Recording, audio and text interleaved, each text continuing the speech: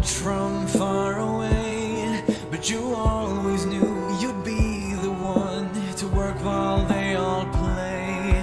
And you'd lay awake at night and scheme of all the things that you would change, but it was just a dream.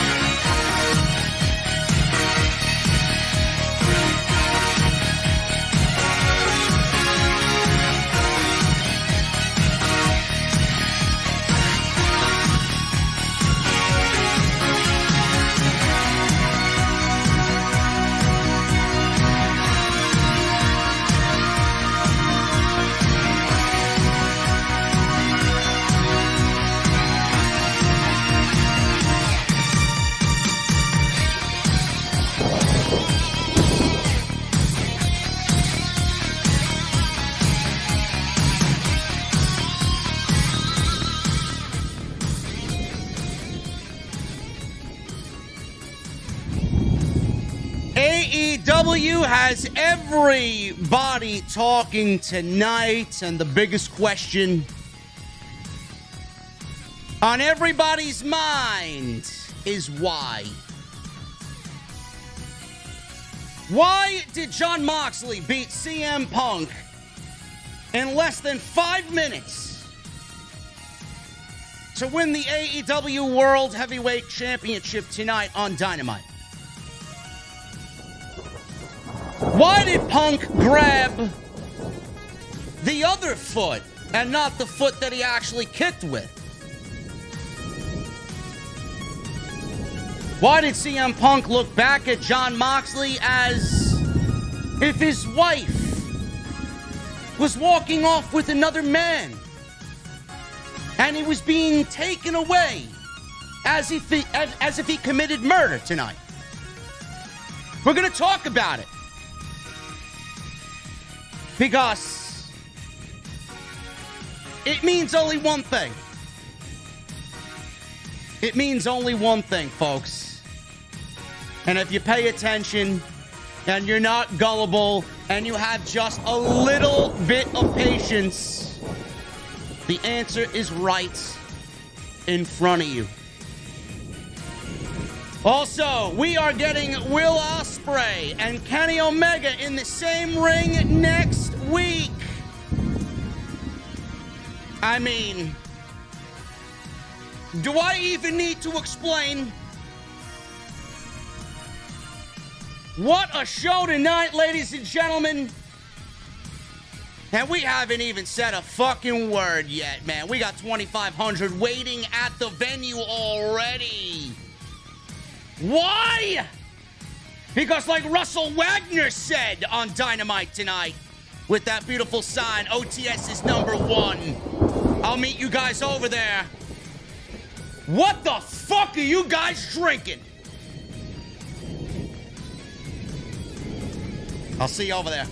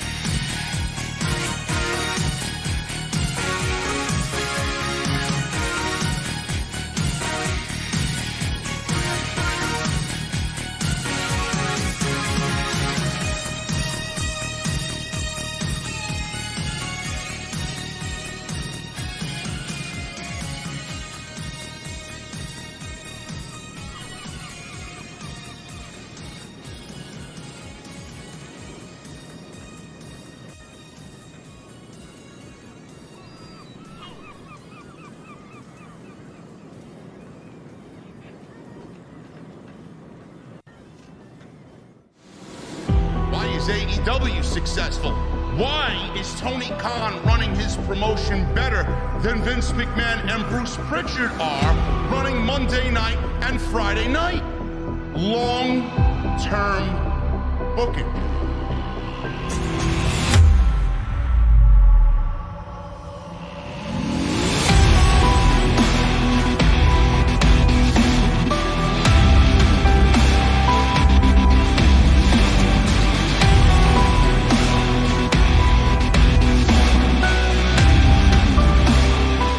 What is going on, guys? Thank you so very much for joining us right here on Off the Script. This is your AEW Dynamite post show for August 24th, 2022. I am your host, JD from New York, as always, coming to you from the OTS Beer Garden. Thank you guys so very much for joining us on your Wednesday evening, wherever you may be.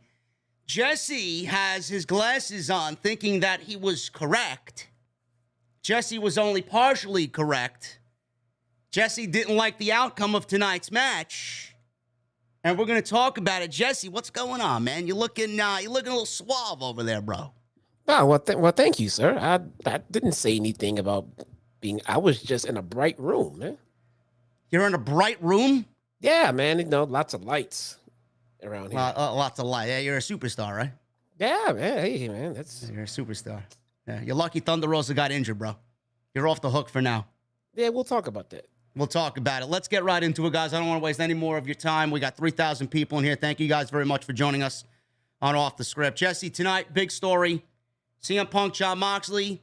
What was billed as the biggest match in AEW Dynamite history for the AEW World title, unifying the world title. Punk and Moxley started the 9 o'clock hour, and it did not even go 5 minutes, bro. It did not go 5 minutes. Now, let's build it up. Moxley made his entrance. Punk made his entrance. Punk walked out. He walked out on his own. CM Punk was not on crutches. CM Punk was not injured. CM Punk walked out to defend that title against Jon Moxley. Bell rang, Jesse, and within one kick, it was a kick that ultimately he did not grab when he went down. He did not grab the foot or the leg that he kicked with. He grabbed the foot that was planted on the mat. Whether or not that has anything to do with it, we'll talk about that in a second. He went down. Moxley with the elbows and then a Death Rider. And before you know it, we have a new AEW World Champion. I shouldn't say new. We now have a full-time, 100%, no interim, Jon Moxley as AEW World Champion. What the fuck is going on here? And did you pick up on all the little things that I'm going to talk about here tonight? I want to get your opinion on it. And whatever I hear from you, I'll interject. But what did you think of this, Jess? And really, don't tell me that you were right, okay? Let's be serious. I didn't say anything. Let's be serious about this. What was your initial thought before I give my thought on what happened here tonight? Okay, all right. All kidding aside, after seeing how it all went down, I had vibes of Finger Poke of Doom. And I don't know why. I'll explain why. Because it just seemed like that they made a decision to make Moxley the champion, and they didn't really have any kind of way to tell a story other than just like go out there and just give Moxley the title. So just go out there and lay down. It wasn't as blatant as Finger Poke, but basically it was, okay, we made a bad decision here or a bad decision there about one thing or another, and basically we need Moxley to be the champion instead of Punk. So just go out there and put on a fucking 4 or 5 minute match at the top of the hour, and we'll just move on with it. Like nobody was supposed to fucking give a shit.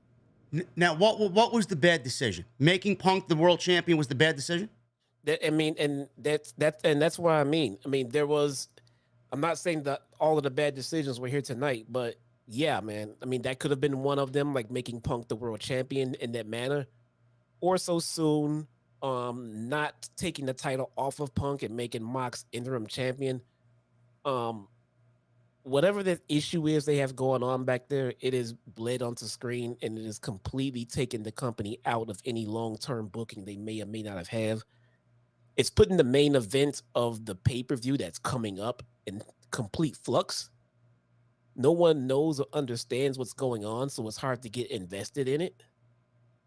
And again, whatever drama they have going on back there, they are not sorting it out very well for the fans to appreciate and understand.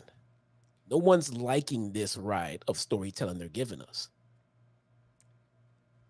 I don't really understand why you think people are feeling that. I get what you're saying. I just don't grasp that. Well, look at the reactions to what we saw tonight, man. Look at social Yes, the reaction that I saw is the reaction of people who want instant gratification. That shit pisses me off. I mean, that makes no sense, dude. What do you mean? Bro, I love you, man. I think you got this all wrong. Again? Really? You want to do this again? I think you got it all wrong. Okay. Please, lay it on me. There was two things that happened tonight. One, the foot situation that he grabbed the wrong foot. I don't know what that was about.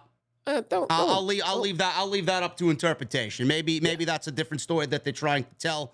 And going to the actual foot that he kicked with would have been a little bit silly if the foot that he did grab was the foot that he actually broke. So I don't want to make the foot a big thing. The whole thing about me is, Tony Khan held a mandatory meeting today. Sean Ross Sapp, Fightful.com, Fightful Select, reported that Tony Khan held a mandatory meeting with everybody. Everybody. And I can't see how Tony Khan would have a mandatory meeting with everybody and then put this match on, and then people want to think that Punk is leaving the company. Or this is WCW-esque finger poke of doom. This is very reminiscent of WCW. The one thing that got me after all of this match, yes, it was shocking. Was this match made for a ratings ploy? More than likely. I have the reason why this match was made. We'll get into that in a little bit. Was this a ratings ploy? Yes.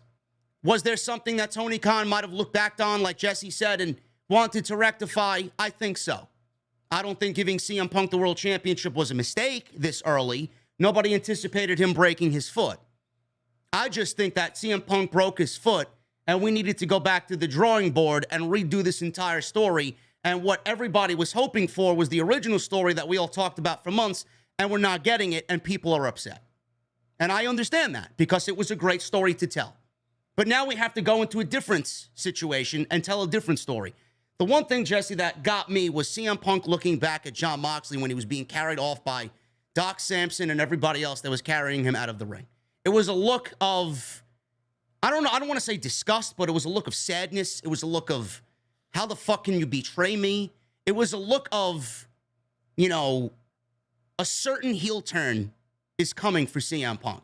And it was a look that he looked at Jon Moxley and everybody admiring Jon Moxley, thinking, that was supposed to be me. This is supposed to be me. These people are supposed to be cheering me.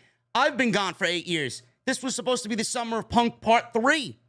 Now they're giving it to Jon Moxley. Excalibur, if you heard Excalibur on commentary, he even said it was supposed to be the Summer of Punk 3.0 tonight. And it's the Summer of Jon Moxley. And that look, to me, just signified a heel turn for CM Punk. And I honestly think people are jumping the gun here, because I don't know why anybody would think CM Punk is walking out of AEW. I don't know why people would think Tony Khan is going to allow CM Punk to walk out of AEW. The man's making $5 million a year, easy. He's got a guaranteed contract. He's not walking out of a guaranteed contract. What I do think is happening is CM Punk is leaving, turning heel, and Jon Moxley, what he does with the World Championship at All Out, we'll get into that in a second, because they left a whole field open for All Out. But the look, Jesse, to me, is heel turn 100% confirmed for CM Punk. You get all of that from the way Punk looked at Moxley? Yes. Absolutely. And people call me crazy for reaching. The look. The look that Punk gave Moxley. And the commentary. It's supposed to be Summer of Punk. The look existed. Supposed to be. But the look existed, but you just completely added your own narrative to that look. I didn't see any of that shit. I don't understand what the narrative will be if it's not that narrative. I mean, I'm not saying you're wrong in it, but I'm not saying that that's what the look meant. I mean, like you put a story behind the look, and it makes sense, but it's not like that look would definitely garner the exact story you just told. I mean, I could take that look and run a few different ways with it. I mean, that's a way, but I don't see it being the way. I mean, you're not out of the box crazy for it, but it's not like hey, how do you guys not see this exact story that came up in my head? That's the way you booked it, and that makes sense, and it would make sense, but I don't see that story. But what is there to be disappointed about? Because what is there to be disappointed? First of all, if anybody thinks that this is leading to CM Punk leaving the company, they put it on at 9. They didn't even put it in the main event. I know you felt like this is the biggest match in Dynamite history. It's not going on in the main event. There's more story to tell. There's more story to tell here. That's why it wasn't in the main event. This is the start of a greater story to be told. when okay, so when they get done telling the story that you think they're telling, when it comes to the crescendo, how is it going to be bigger and better than world title for world title? What is going to be the end game for the bigger story that they supposedly have planned when they have two men both holding the world title claiming to be world champion? And to rectify that, we put it on in the middle of Dynamite on Wednesday instead of the pay-per-view coming up in a couple of weeks. What story are they going to come up with that's going to be bigger than the one that they had in front of them? Jon Moxley does not have a match at the pay-per-view. He doesn't have a match at the pay-per-view because they just... Jon Moxley does not have a match at the pay-per-view, bro. They have a casino. They announced a Casino Royale ladder match tonight. Jon Moxley will be defending that title in Chicago, bro. Whether it's against Punk or somebody else. If it's not against Punk, it's going to be, I'm telling you right now, the winner of that ladder match is coming out as a challenger for Jon Moxley in the same evening. Great. So why didn't we have that leading up to the pay-per-view rather than having that at the pay-per-view? Because shit went awry backstage. They had to change all of the long-term booking because of the incident that happened with Punk and Hangman and everything else. Now, what was the resolve to all of that?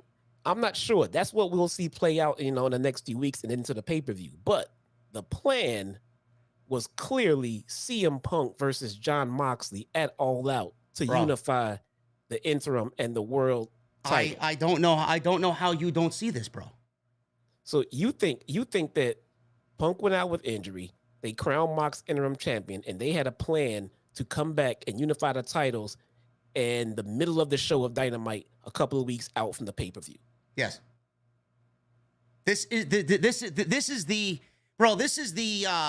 what is the word I'm looking for? This is like the precursor to you reading a book, man. You got a written fucking page. You're about to embark on this wonderful fucking 500-page journey. That was the vibe that I got tonight. That's what Tony Khan did tonight. Bro, listen, you gotta believe me, bro. Punk is turning heel. Moxley will be at the pay-per-view. The ladder match is going to be an integral part in getting Moxley a challenger at the pay-per-view. Tony Khan usually does qualifying matches for this generic fucking casino battle royale ladder match, whatever the fuck it's called. Qualifying match. There's no time for qualifying match, bro. This leaves 6 or 7, however many spots he wants open, as an open field. You don't think Tony Khan wants to... Bro, the whole pay-per-view was changed tonight. The entire pay-per-view was changed tonight. We got Moxley Punk supposed to be happening at the pay-per-view. You got it tonight. Now we got no World Championship. We were going to get Satnam Singh and fucking Jay Lethal with Sanjay Dutt against FTR and Wardlow. That got changed to the Motor City Machine Guns. We got the tag team title match tonight booked for the show. Thunder Rosa's out. The entire card was changed. Bro, the ladder match is going... Bomb in the chat. Yes, I know. I'll get to it. I'll get to it. Stop this. I'll get to it. I'll get to it. There's not a single fucking qualifying match for this thing, bro. It is wide open. Tony Khan needs to sell pay-per-views, bro. He knows. You're thinking, bro, you're just like everybody else. You're thinking, oh, Moxley's not going to be on the pay-per-view. I'm disappointed. How could they do this tonight? I don't believe what they did. This is so WCW-esque. It is the beginning of a greater story to be told. You don't think that there's more intrigue? Moxley was not going to be at the pay-per-view. Bro, you don't. I'm not saying you. But everybody else, you don't think Moxley's going to be at the pay-per-view defending that world championship? Their biggest show of the year? I never thought that. Of course he will be. Okay. I'm talking about everybody else. But who's his opponent going to be? Intrigue. It could be anybody. It could be Hangman. It could be MJF winning and coming out of nowhere. Is it going to be better than CM Punk, who's also holding a world title? CM Punk is not the story anymore, bro. He's going away for a little bit. He wants you to know he's gone. They're playing into the fact that he walked away or was threatening to leave. Why is this he going is CM away? Punk. This is CM Punk mentality, bro. They're going Why to another company right and before walk away. All Out in Chicago. He's a man that wears his heart on his sleeve, bro. He wears his heart on his sleeve, and he got pissed off. Colt Cabana and Adam Page. But look, listen, he's like, I came back to the same shit that I walked away from 8 years ago. And here I thought it was different. Who's to say CM Punk and MJF aren't in cahoots? Ladies and gentlemen, there's something wrong with the air in New York City. I think we lost our buddy JD, man. Bro, who's to say CM Punk and MJF are not in cahoots, bro? I'm not saying that it can't be the case. I'm just MJF saying and that, CM Punk versus Jon Moxley and Adam Page? I'm not saying it can't be the case. I'm saying if that's what they give us, then that's fly by the seat of their pants booking, because that's not where they were headed at all. At all. Of course, it can't be where they were headed. They had to change everything because of Punk's foolish injury. Because of the injury. Yes. Bro, there's nobody that's going to convince me otherwise that MJF and CM Punk was not playing for this pay-per-view. If Punk did not get hurt, that was your main event for All Out. There was no way we were getting that at All Out. They had to completely change course. Could we have gotten Moxley and Punk at the pay-per-view and not tonight? Could we have gotten it tonight and at the pay-per-view? Sure. But they wanted to leave you with a shock factor, bro. They wanted you to leave tonight's show asking, what the fuck? And that's exactly what me, you, and everybody else was asking. What the fuck? That what the fuck is going to translate into the pay-per-view, and the what the fuck is going to be something. Punk is not walking away, for everybody thinking. I don't know who's thinking that. I don't think Punk opted out. Punk's not going anywhere. The only thing here that makes any kind of sense whatsoever is, from what they've given us so far, is Punk turning heel. Because here's the thing. When MJF comes back, he is no longer heel. MJF is going to come back to the biggest fucking babyface reaction we've seen in a long time. Against Jon Moxley? MJF. And I'm reaching. Is going to come back to the biggest ovation in AEW in a long time. Please, somebody clip that for me. And when they do that... Will he get a reaction like that? Yes, because it's MJF, and he's been gone for how many months now? Right. But now MJF is coming back to deal with the WWE guys and save AEW. MJF is going to come back as a goddamn babyface and deal with CM Punk, who people are not too keen on these days. That I could see. MJF being a babyface and Punk being a heel, yes, I could see that. But Punk and MJF in cahoots sounds extremely ridiculous, because they were building towards this monumental, like, Austin Rock fucking clash with these two guys, big baby face versus big heel. And granted, yeah, by taking MJF off of TV with that insanely hot fucking promo and then bringing him back, he's gonna get cheered like none other. Punk, with all this fucking news going around about how he's trying to fucking blackball people and everything else and taking cheap shots at Hangman, Punk has made himself the fucking heel. So I think they are just taking what's being given to them and it's just going to apply it to storyline. But it still makes no sense to give the people a title unification match in the middle of the show in a 5-minute segment and do us like that. That was the worst payoff I could think of for a situation like this. The worst. You want instant gratification. You want instant gratification, bro. You wanted a payoff. I don't want any gratification tonight. You wanted a payoff. The match shouldn't have happened tonight. I could have waited forever for that gratification. I didn't want it tonight. I never wanted that match to happen tonight. I didn't want any instant gratification. I wanted the match to happen at a pay-per-view in the main event. What if I told you? What if I told you the match tonight was Moxley's idea? I don't give a shit whose idea it was. It was Jon Moxley's idea, and CM Punk agreed to it. I don't care if Triple H came up with it with fucking whoever in this fucking. It doesn't make any sense. First of all, let me cycle back to what you said. It's the most ridiculous thing for MJF and CM Punk to be in cahoots. Dude, they're tied together by the same fucking reason. CM Punk in 2011 and MJF in 2022, the same fucking thing. But why would it be ridiculous? If we're going to go by the story that they told us in the CM Punk is MJF's hero. If we're going to go by the story that they told us and gave us in the weeks leading up to all of this, then it makes no sense. Now, if you want us to reach into the past and have us write our own narrative for shit we've known for the last 15 years or whatever, I can make it make sense. But it doesn't make sense from the shit they've been telling us.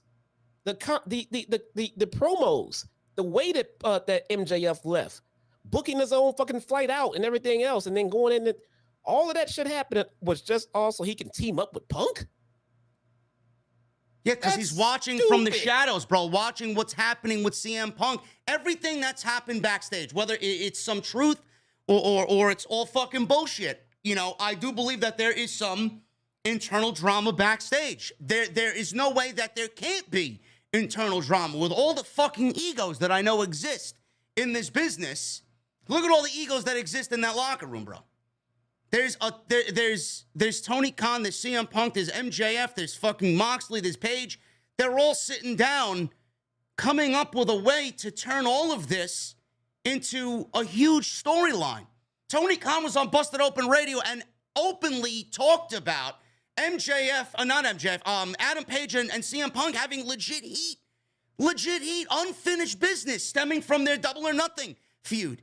If Tony Khan didn't want to talk about it, he would have not talked about it and wouldn't have opened up. That would have made it a little bit more, all right, maybe there is some real fucking shit going on. But the fact that he opened up so willingly to Bully Ray and Dave LaGreca on Busted Open Radio today makes me think that Tony Khan is devising something that originally he couldn't get out of the original storyline and he had to come up with something else. Bro, there's TV sweeps coming up. The sweeps month in October is coming up. They need to pull a big rating tonight, and they need to pull a massive fucking streak of great ratings to get the type of deal that they want out of Warner Media.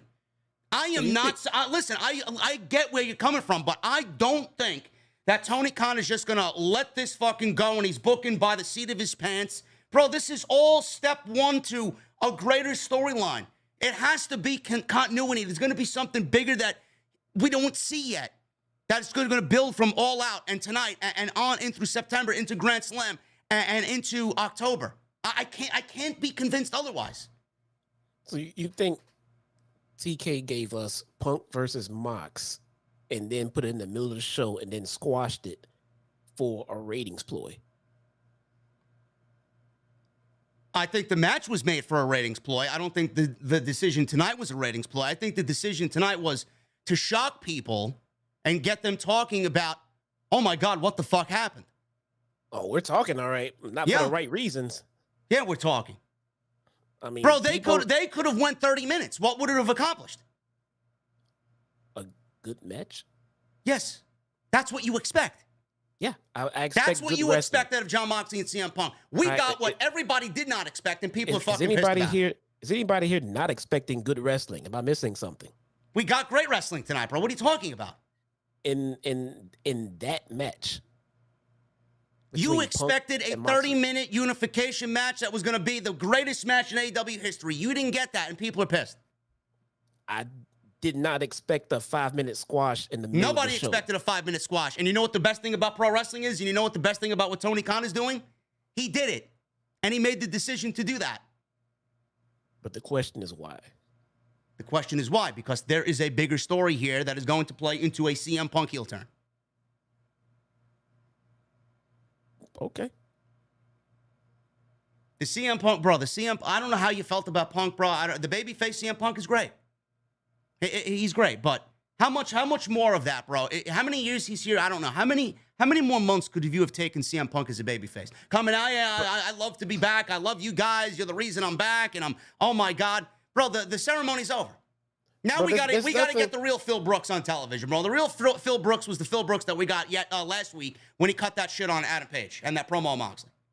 Bro, there's nothing wrong with a heel Punk. Heel Punk is better than babyface Punk. That was never the discussion. The discussion is how are we getting there? Which route are you taking? If we can go to the same destination and I can get there in a way that makes more sense, and you can take 15 detour stops in the wrong direction, then eventually get there, that doesn't mean it makes sense. You're expecting predictable booking, bro. When we get something unpredictable, everybody wants to say, oh man, this shit sucks. That's my gripe. That's my problem with everybody. What if Drew McIntyre and Roman Reigns ends in a 5-minute squash with Drew winning? Would you be sitting there saying, guys, this is great. This is long-term booking, guys. This makes sense. Would I be upset at that? No. I would actually be pleased if Roman Reigns dropped the titles. That's all I care about. If it happens in 30 minutes or 5 minutes, I don't care. So you want instant gratification? No, I don't want instant gratification. If the story is there for something greater, I don't mind an unpredictable 30-minute match going 5 minutes. You would take the reign that Roman Reigns has had with these fucking titles and be happy with a 5-minute squash from Drew McIntyre at Clash No, of I'm not saying that. If that was the decision, if there was a greater story to be told, yes, I'm with that. That to me, I've been saying this for months. That's not my ideal situation. That match is not even an ideal situation. Roman losing the title to Drew McIntyre is not an ideal situation for me. It's Cody or nobody. I've said this for months now. But if Cody is not going to get the match against Roman, might as well be Drew. Yeah, I agree. This makes no fucking sense, bro. You know that, don't you? This shit that TK and Punk and whoever else involved came up with to rectify whatever problem or issue or backstage issue or whatever mandatory meeting they called, this shit made no sense. The way they chose to resolve it or figure it out or pick it up or make it work is not working. This was a bad call. For if the match was not if the match was a no-go for All Out, I mean, you got to find a way to postpone it. You know, put it off, come up with something else. But a Mox and Punk payoff for a unification of the AEW title should not be a 5-minute squash in the middle of Dynamite. That was a very piss poor decision. Very. Why are we saying it's a piss poor decision when it was probably agreed upon by all three parties?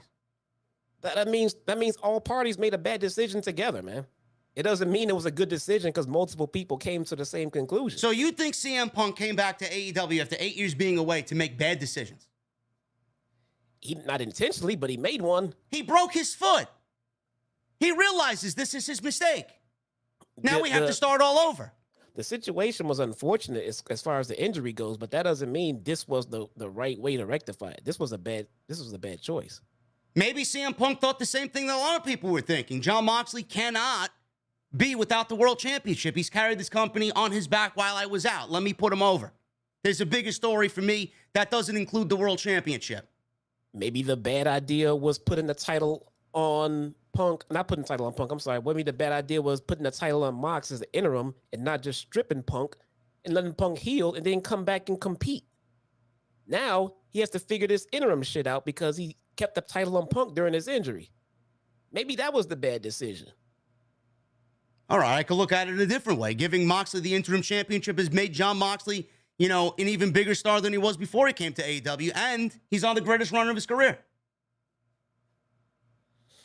He just could have won the title and been champion. He didn't have to be interim anything. And nobody has to be interim anything. Back.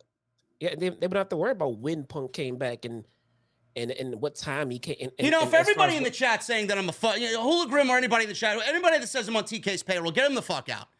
I'm waving the AEW flag high. I'm sorry that I see this thing a lot different than a lot of people, man. Everybody wants to fucking cry disappointment, but nobody's fucking patient. That's the fucking problem. What does my patience have to do with me being an AEW Tony Khan shill? I don't understand that. I don't know, man. But Punk is not going nowhere. Moxley's the world champion. There's a bigger story to be told here. Connect the fucking dots. Moxley will be at the pay-per-view defending the title. Against who? That's why you're going to order the fucking pay-per-view. Is it Punk? Is it MJF? Is it somebody else that just signed with the company? You're going to order the fucking pay-per-view. I think TK has lost control of his fucking locker room, man. That's what he wants you to think. Yes, there is a losing of control, bro.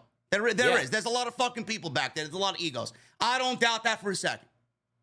But I don't think he's lost control of it. I don't mean like full control, but maybe maybe I'm trying to say he's got too many people in his ear, all right, trying to direct him towards trying to direct him to what they think is right, when he should just be the one that says, no, we're doing this. Because clearly it was his call to leave the title on Punk and not just make Moxley the full-fledged champion. So now I think that decision's come back to bite him, because now he needs to wait to make Moxley champion, get the title off Punk and everything else, and he wouldn't have to worry about that shit if Punk just would have relinquished the title and started from scratch to get it back when he came back. That's all he had to fucking do. That's it. So we get babyface CM Punk chasing all over again? Injuries happen, bro. Sucks. Yes, that's what you got to do. He got injured. What the fuck can you do? Because what they did makes zero sense. As opposed to just relinquishing the title. Again, bro, I get what you're saying there, but you gave him the World Championship at Double or Nothing, and he had him, and Tony Khan had him beat Adam Page, and that was his first World Championship after 8 years of being away from the pro wrestling business, and then you want him to go and win it again?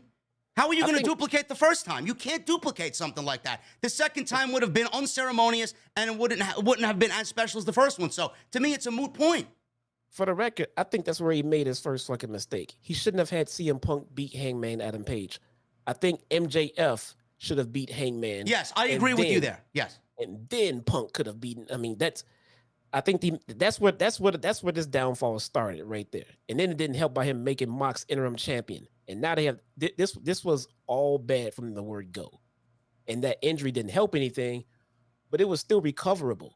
But I think, like we just said, I think he's got a lot of people in his ear, changing his mind, coming up with different ideas. And I think what they came up with just makes no sense. None. That's why the community's all fucking divided over it, man. That's why we're not sitting here saying, man, this is awesome. Can't wait for the pay-per-view. This should be great. What about MJ? We're all saying, what the fuck is going on here? What is going on here? This makes no sense. Yeah, for the 4,100 people that have been asking me in the goddamn fucking chat, are we being worked? Vote on it. I want to see what you guys think. I think we're being worked. I really do. It's an elaborate fucking work. It's not the work that we thought with MJF. I think they're going even a little bit more elaborate, and they're playing into the truths of the locker room that have come out in the last week or so. I think that's the wrong question. I mean, so that question, are we being worked? Meaning all of this is a complete work and all a part of the long-term story booking? Because that's not the fucking case. They're trying to make chicken salad out of chicken shit, which is what they need to do. I just think they made chicken shit out of chicken shit. I can't see how, bro. I mean, you got CM Punk, you got Jon Moxley, you got Tony Khan, you got a lot of different fucking brains back there. I don't know how you're going to turn this into chicken shit. These are veterans of their craft, bro. CM Punk, the creativity of CM Punk and Jon Moxley in itself to get us where we need to go here. And then MJF, obviously, with how he's going to be handling everything and capable of what he's capable of. I can't see this being not good. I can't see this falling flat and just being, whatever. Bro, open up your eyes. It already fell flat. It is already. It fell flat because Punk broke his foot. That could have been rectified, bro. That could have been rectified first off by not making Moxley an interim champion. That could have been rectified by stripping Punk or having him relinquish the title. Tony Khan has always been on record saying that Moxley was the uncrowned champion. Maybe he wanted to make Moxley the world champion. Fine. Maybe what you said is correct. Sense. Maybe he's going back and correcting it. Maybe I shouldn't have given Punk the world championship. Yeah. Maybe. I mean, that I agree with. I think he is going back and rectifying it, but now he's going back and changing his ideas weeks after he just made them. It's making the long-term booking thing look like it was never existing. This was not exist. So after the injury, if we're just gonna go from the injury itself and go from there, there should not have been an interim champion. Punk relinquishes, and Punk will come back and get it. Because now that puts you in the fucking clusterfuck that you're in, trying to get the title off of Punk and all this other shit. What about MJF? You don't even have a main event for the biggest pay-per-view of the fuck. If there was no main events scheduled for WrestleMania 2 weeks out, you'd be flipping your shit right now. Bro, see, Drew McIntyre and Roman Reigns didn't break their fucking foot, bro. Biggest show of the year, though, man. I was flipping out when Cody wrestled with a fucking torn pec muscle. Punk broke his foot weeks ago. They had plenty of time to rectify a main event for an all-out show. weeks ago. Yes, But they now want. here we Yes, are, you we still don't wanted have it. them, bro. You're going right back to what I taught. You're giving everybody here a look at what you wanted. You wanted the scheduled main event of Moxley versus Punk. You wanted the fucking Gorilla Monsoon Classic, man, 30-minute classic. Fucking, Because that's what. you Because know, that's what they told us. That's what they told us. That's what they built for us. Hey, we're gonna get Punk versus Mox. to card unify those subject titles. to change. What's up? Card subject to change. Oh, you goddamn right. When you have no fucking plan, it's gonna change a lot. Listen, I think Punk is turning heel. I think this is all one big elaborate work, and Jesse thinks otherwise. So I think they're trying to fix their own mistakes right now, and it's just not coming off well on TV. yes, That's what I, are there mistakes here? Yes, there's absolutely mistakes. There's mistakes everywhere. There's a lot of booking mistakes. So to be like, oh well, when they get done telling this story, it'll make sense in the end. A, I don't think it will. But B, even if it does, the way it was gone about just completely takes any kind of believability out of the whole ordeal. So, but I just hope we get to an ending where we enjoy it, to be honest. But 2 weeks out, the biggest show of the year, and now we don't even know what the main event is yet. It's not good storytelling, if you ask me. It may not it's be like good storytelling, but again, I think all of what we saw tonight, all of the comments by Excalibur, Punk's look, the ladder match that was announced tonight with no qualifying matches, I honestly think there's a lot that they gave us tonight, little seeds that are going to lead up to All Out, and then when we get there, it's going to be like, oh shit, now I start to see things unfolding. If they wanted to announce an opponent for Jon Moxley, bro, they would have announced it tonight. They have somebody. I know they have somebody. Yeah, I thought with the way that trios match was going, we got that match starting at like 9:32. I didn't think they were going to go all 30 minutes. I thought they were going to leave us like 5 or 6 minutes to the end of the show, and then something was going to happen at the end of that match. Yeah, well, I mean, it kind of did. I mean, but with the trios thing, with the elite coming down, all that stuff, but it just wasn't involved with the world title picture. So, I mean, man, I don't know. I don't think that this was a part of any kind of plan that they had. I think that they are flying by the seat of their pants since that injury to Punk. And I think that the decisions that they've made since Punk's injury have been poor in regards to the title picture leading into the pay-per-view. I don't think it's very good storytelling at all. And you are obviously, you could sit there and say that opinion. It's your opinion, bro. I'm not gonna sit here and tell you otherwise. I might be in the minority. I mean, usually people are good for telling me how wrong I am and everything. So I don't know, man. But this does not feel like the AEW booking I've been used to for the last 3 years. And it's not like their booking has been straight linear and it makes sense. No, they've taken us on rides and twists and turns. And I've been like, oh, didn't see that shit coming. Oh, that's fucking great. Now it's just like, okay, let's see where this goes. Okay, let's see. But this is fucking stupid, man. I don't know, man. I think they're trying to do the best they can with what they're given. Because I think shit did change. I think the egos have flared up. The MJF shit. I think Punk's issues with Hangman. I think this shit is valid and real. And I think they're gonna turn it into a work to try to make something positive out of it. But I just think it's not coming off the way that they intended it to. So what do you think? What do you think to you? What would be the perfect situation for you with Punk walking out tonight, hobbling on one foot? We know he's cleared to go, bro. Otherwise, the match wouldn't have been made. They want you to think he injured his foot again or broke his foot. Hobbling away, being carried off from the show tonight, lost the title. Yeah. How long do we see him out? Do we see him go away for a little bit, just like MJF, longer than MJF, or just about the same time as MJF? How long is he out, and when does he come back? What do you do with him now? That's the thing. I mean, so to go from what they've given us tonight and try to try to pinpoint where we think they're going from here, I have no idea, because this was all so silly, man. So if Punk, look, I even said a few weeks ago, I don't think Punk is fully healed. I don't think he's as bad as the way they portrayed him in this, in this match tonight. He's not that fucking bad. off. But I just think he's not fully healed. But where do they go from here? I mean, it looks like they're gonna play the injury up for a little bit. Fine. Maybe they come up with a fucking challenger for Mox, and then they have a match, and then Punk comes out in Chicago and interferes somehow. Maybe. I don't know. It's hard to it's hard to kind of guess where they're going from here from what they've given us, because what they've given us kind of made no fucking sense, man. Yeah. I have no idea. Do you feel, I don't know. A lot of the times we usually say, you and I, back and forth, that give Tony Khan the benefit of the doubt. He's earned our trust. Are you in that same boat, or are you starting to lose a little bit of Tony Khan here and trust him less? Do you feel, I've seen this narrative being thrown around, because Cody was in the news. He said recently that without he and Brandy, AEW wouldn't exist.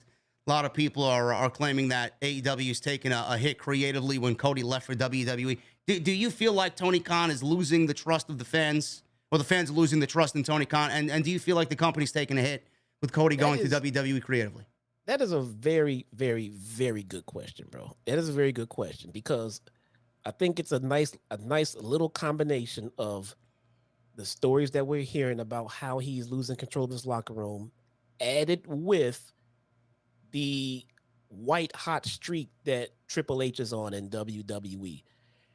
I think maybe TK is maybe feeling a little pressure from the other side, so he's trying to hot shot some booking here and there, make some things happen and make some things click. I do think that he needs to get his family under control back there. Maybe that's why he called this mandatory meeting, to get his shit in order with his fucking team. That could be the case as well. I do think he has lost a lot of that good grace as of lately, just because of the way things have been coming off. Now, that doesn't mean that AEW sucks. It doesn't mean no one's ever going to trust him again. It doesn't mean any of that shit that people might be saying online. All it means is that he's hit a little rough patch. He's hit some bad luck with some injuries. So is WWE and everything else. We've all had major injuries over the last few months. I get it. But if I'm going to be honest, man, yeah, I think he is probably feeling a little bit of pressure to make things a little bit better as far as creatively goes. People are complaining about Rampage, how it's just not a good show. I've been complaining on my show how Dark has changed. Nobody expects a five-star show out of AEW Dark. But the thing is, it used to serve a very interesting purpose that it no longer does. It's just repetitive bullshit now, instead of us getting fresh up-and-coming talent with fresh matches with entrances for jobbers and everything. We don't get that shit anymore. It's like he literally gives zero fucks about it. Same for Rampage. He's totally focused on everything going on Dynamite, and even that's not flowing well right now. I mean, you would know better than me about what's happening on Dark. I mean, I felt the same thing about Rampage for months now. I mean, Rampage is booked like a fucking just nonsensical, I don't give a fuck attitude. Yeah. It's not right. And honestly, I honestly think that stems a lot from, it not really being the true B show of AEW. I think if it was, what SmackDown is to WWE as their B show, to me, Monday Night Raw is always their A show. I feel like Rampage would be a lot better. But that's not the case. It's at 10 o'clock. It's on Friday. It's not in a primetime spot. It's not live. I mean, there's a ton of things working against Rampage. Dark, you would have a better grasp on Dark. I mean, I never really found Dark to be important outside of the pandemic era, where it was really served to give a lot of the indie talent not being booked on the indie circuit because everybody was fucking terrified of COVID, a reason to work and be flown into Jacksonville and work in the confines of Daly's Place. It was the lifeblood of professional wrestling for about a good year and a half. And then all of a sudden it went away. But, they really need to get another solid 2 hours of television that are live on television, live, outside Dynamite, to really feel like a complete wrestling show. You can't operate with 1 hour taped on fucking Rampage every Friday at 10 o'clock. I would do the same thing as he's doing right now, not give a shit. Yeah. Yeah. I know Dark is not, a cup of tea for most people out there, but I mean, it's just something I've just taken, just taken a special interest in and paid extra attention to it, because it's just my thing and what I've been doing. And anybody who's been watching with me over the last couple of months would tell you the same thing. Dark has just not been the same. You know, we don't expect quality TV, but even that being said, it's gotten progressively worse. I mean, look at Rampage and apply the same thing to Dark, basically. That's what I'm trying to say. It's just, I mean, same people, same matches. We rarely get new guys. We still get some new talent here and there. They don't get entrances. They don't get the spotlight that they used to get. We used to get the enhancement time. They get their own entrance. They get their shit in. We get to see their finishers, and the stars will kick out and then kill them, and then, you know, it's over. We just see Dark Order versus the fucking Wingman and shit like that. It's just not the same thing. And it is that laziness is starting to bleed into Rampage, and it feels like it's now bleeding into Dynamite. Well, I mean, I think the problems with Dark are really coming from the fact that Rampage is not where it needs to be. You know, because you can't get everybody on television, so he puts your death triangles on Dark, and he gives you a fucking Daniel Garcia, and he gives you, you know, the Trust Busters on fucking on Dark. You know, it should really be served as a true independent show with maybe a star or two making an appearance. I don't want to see fucking weekly appearances by Death Triangle or fucking Wheeler Yuta, you know, guys like that. No, I mean, that should be served as an indie showcase. And I laugh that Excalibur says something along the lines of something, I don't know where it was in the show, but he mentioned Dark. Kylan King, he mentioned, yeah, she's been doing great or winning on Dark and this and that, and whatever the case may be. I don't want to hear about Dark when it comes to Dynamite. Nothing that happens on Dark should be mentioned on Dynamite. I don't give a fuck what happened to Kylan King for the last 9 months on Dark. This is the first, as far as I'm concerned, this is the first two appearances I've seen Kylan King, and that's all I want to know. Yeah, I've seen her on Dark the last couple of weeks, so I knew she was coming back to TV. I know she was back on the Indies for a while, and I even said, there's Kylan King. She'll probably be back on TV soon, you know. Then sure enough, there she is. You know, I've even said this on my show as well, that it'd be great to get some kind of continuity from Dynamite on to Dark. So when we see the matches on Dark saying, hey, you know, this is what you missed on Dynamite in case you missed it. I agree that we don't need the feuds. Well, first off, we don't really get any feuds on Dark. But I agree we don't really need the storylines and feuds from Dark on Dynamite. We need the stuff from Rampage on Dynamite. But the thing is, nobody gives a shit what's going on Rampage. He does need to get his house in order. That's the fucking point of this conversation.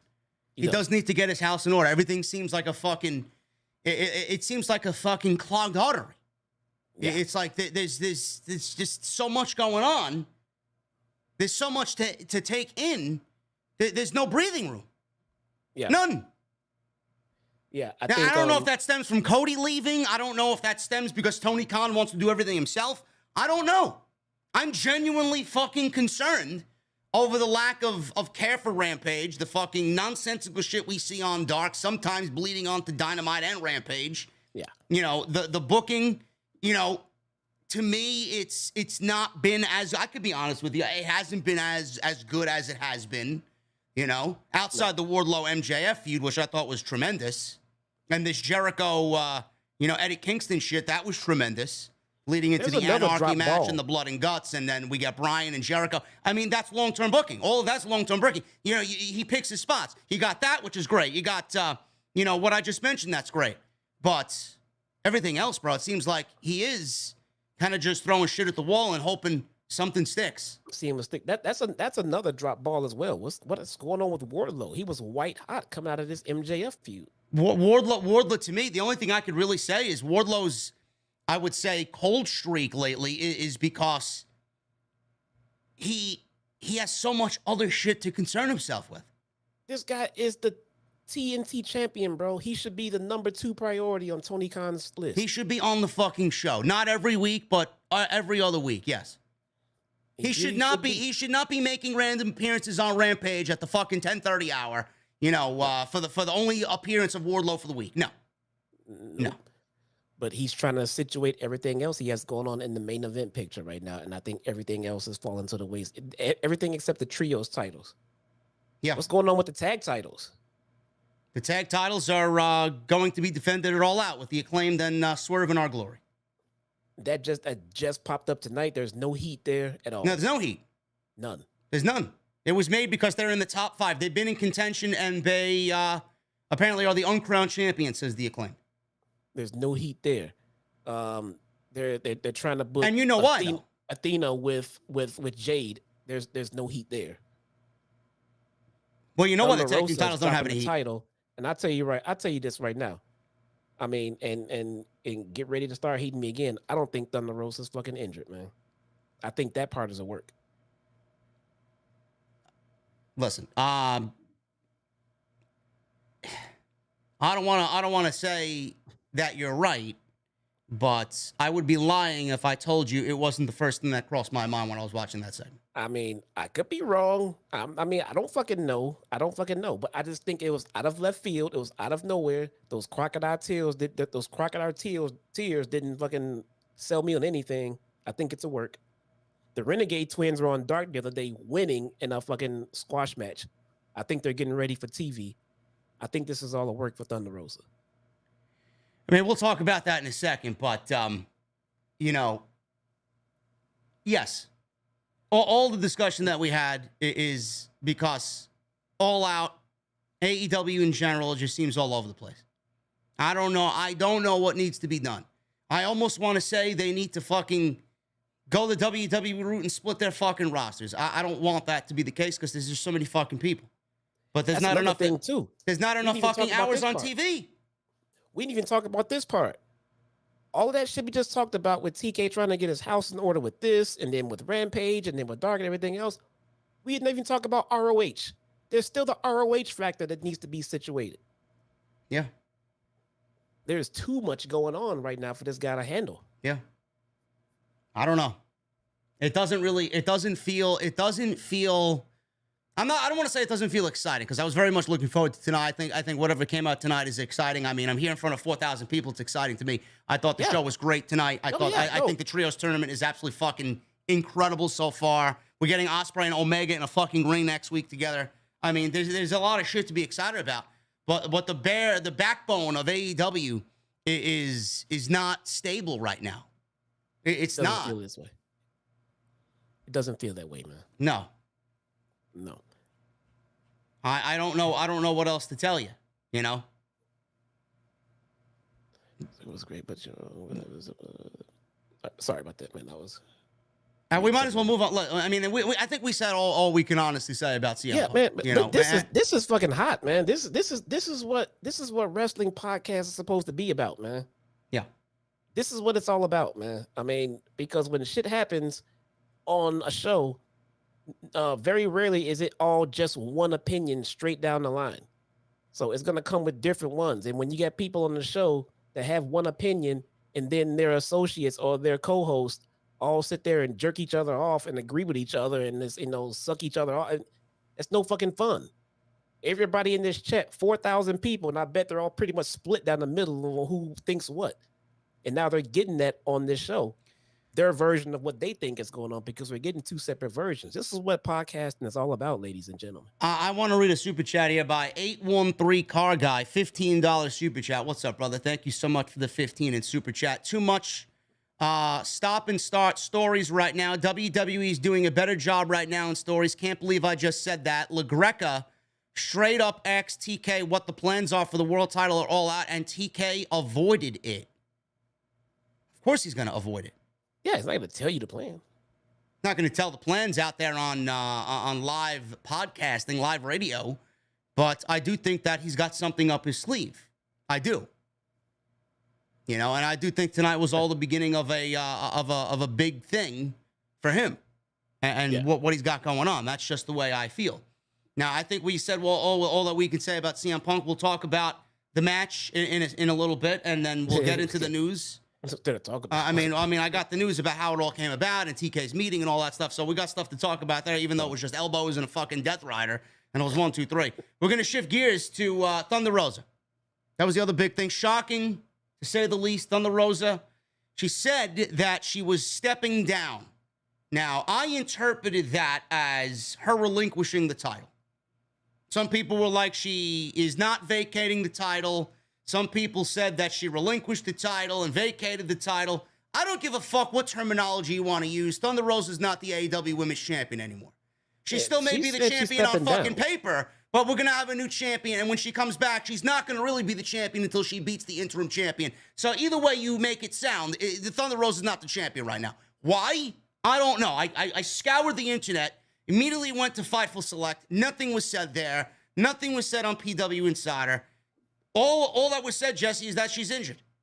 Crying in front of Tony Schiavone, injured. She's going to come back bigger, better than ever. And her husband tweeted tonight, same thing. He's been with her for 15, 16 years. There's no harder woman working in this industry right now. Her work ethic is better than everybody. She's going to come back and blow everybody away. So I'm on the same wavelength as you, bro. I read this and I seen this and I dissected this segment literally out of left field, man. I don't know if Thunder Rosa wrestled recently somewhere. I doubt it.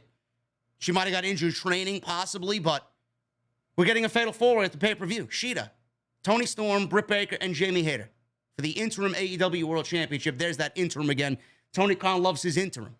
I wonder what his interim beverage is when there's no White Claw. But that's the thing, though. And no, like you just pointed out, she came out and said she's stepping down. She's stepping down, yes.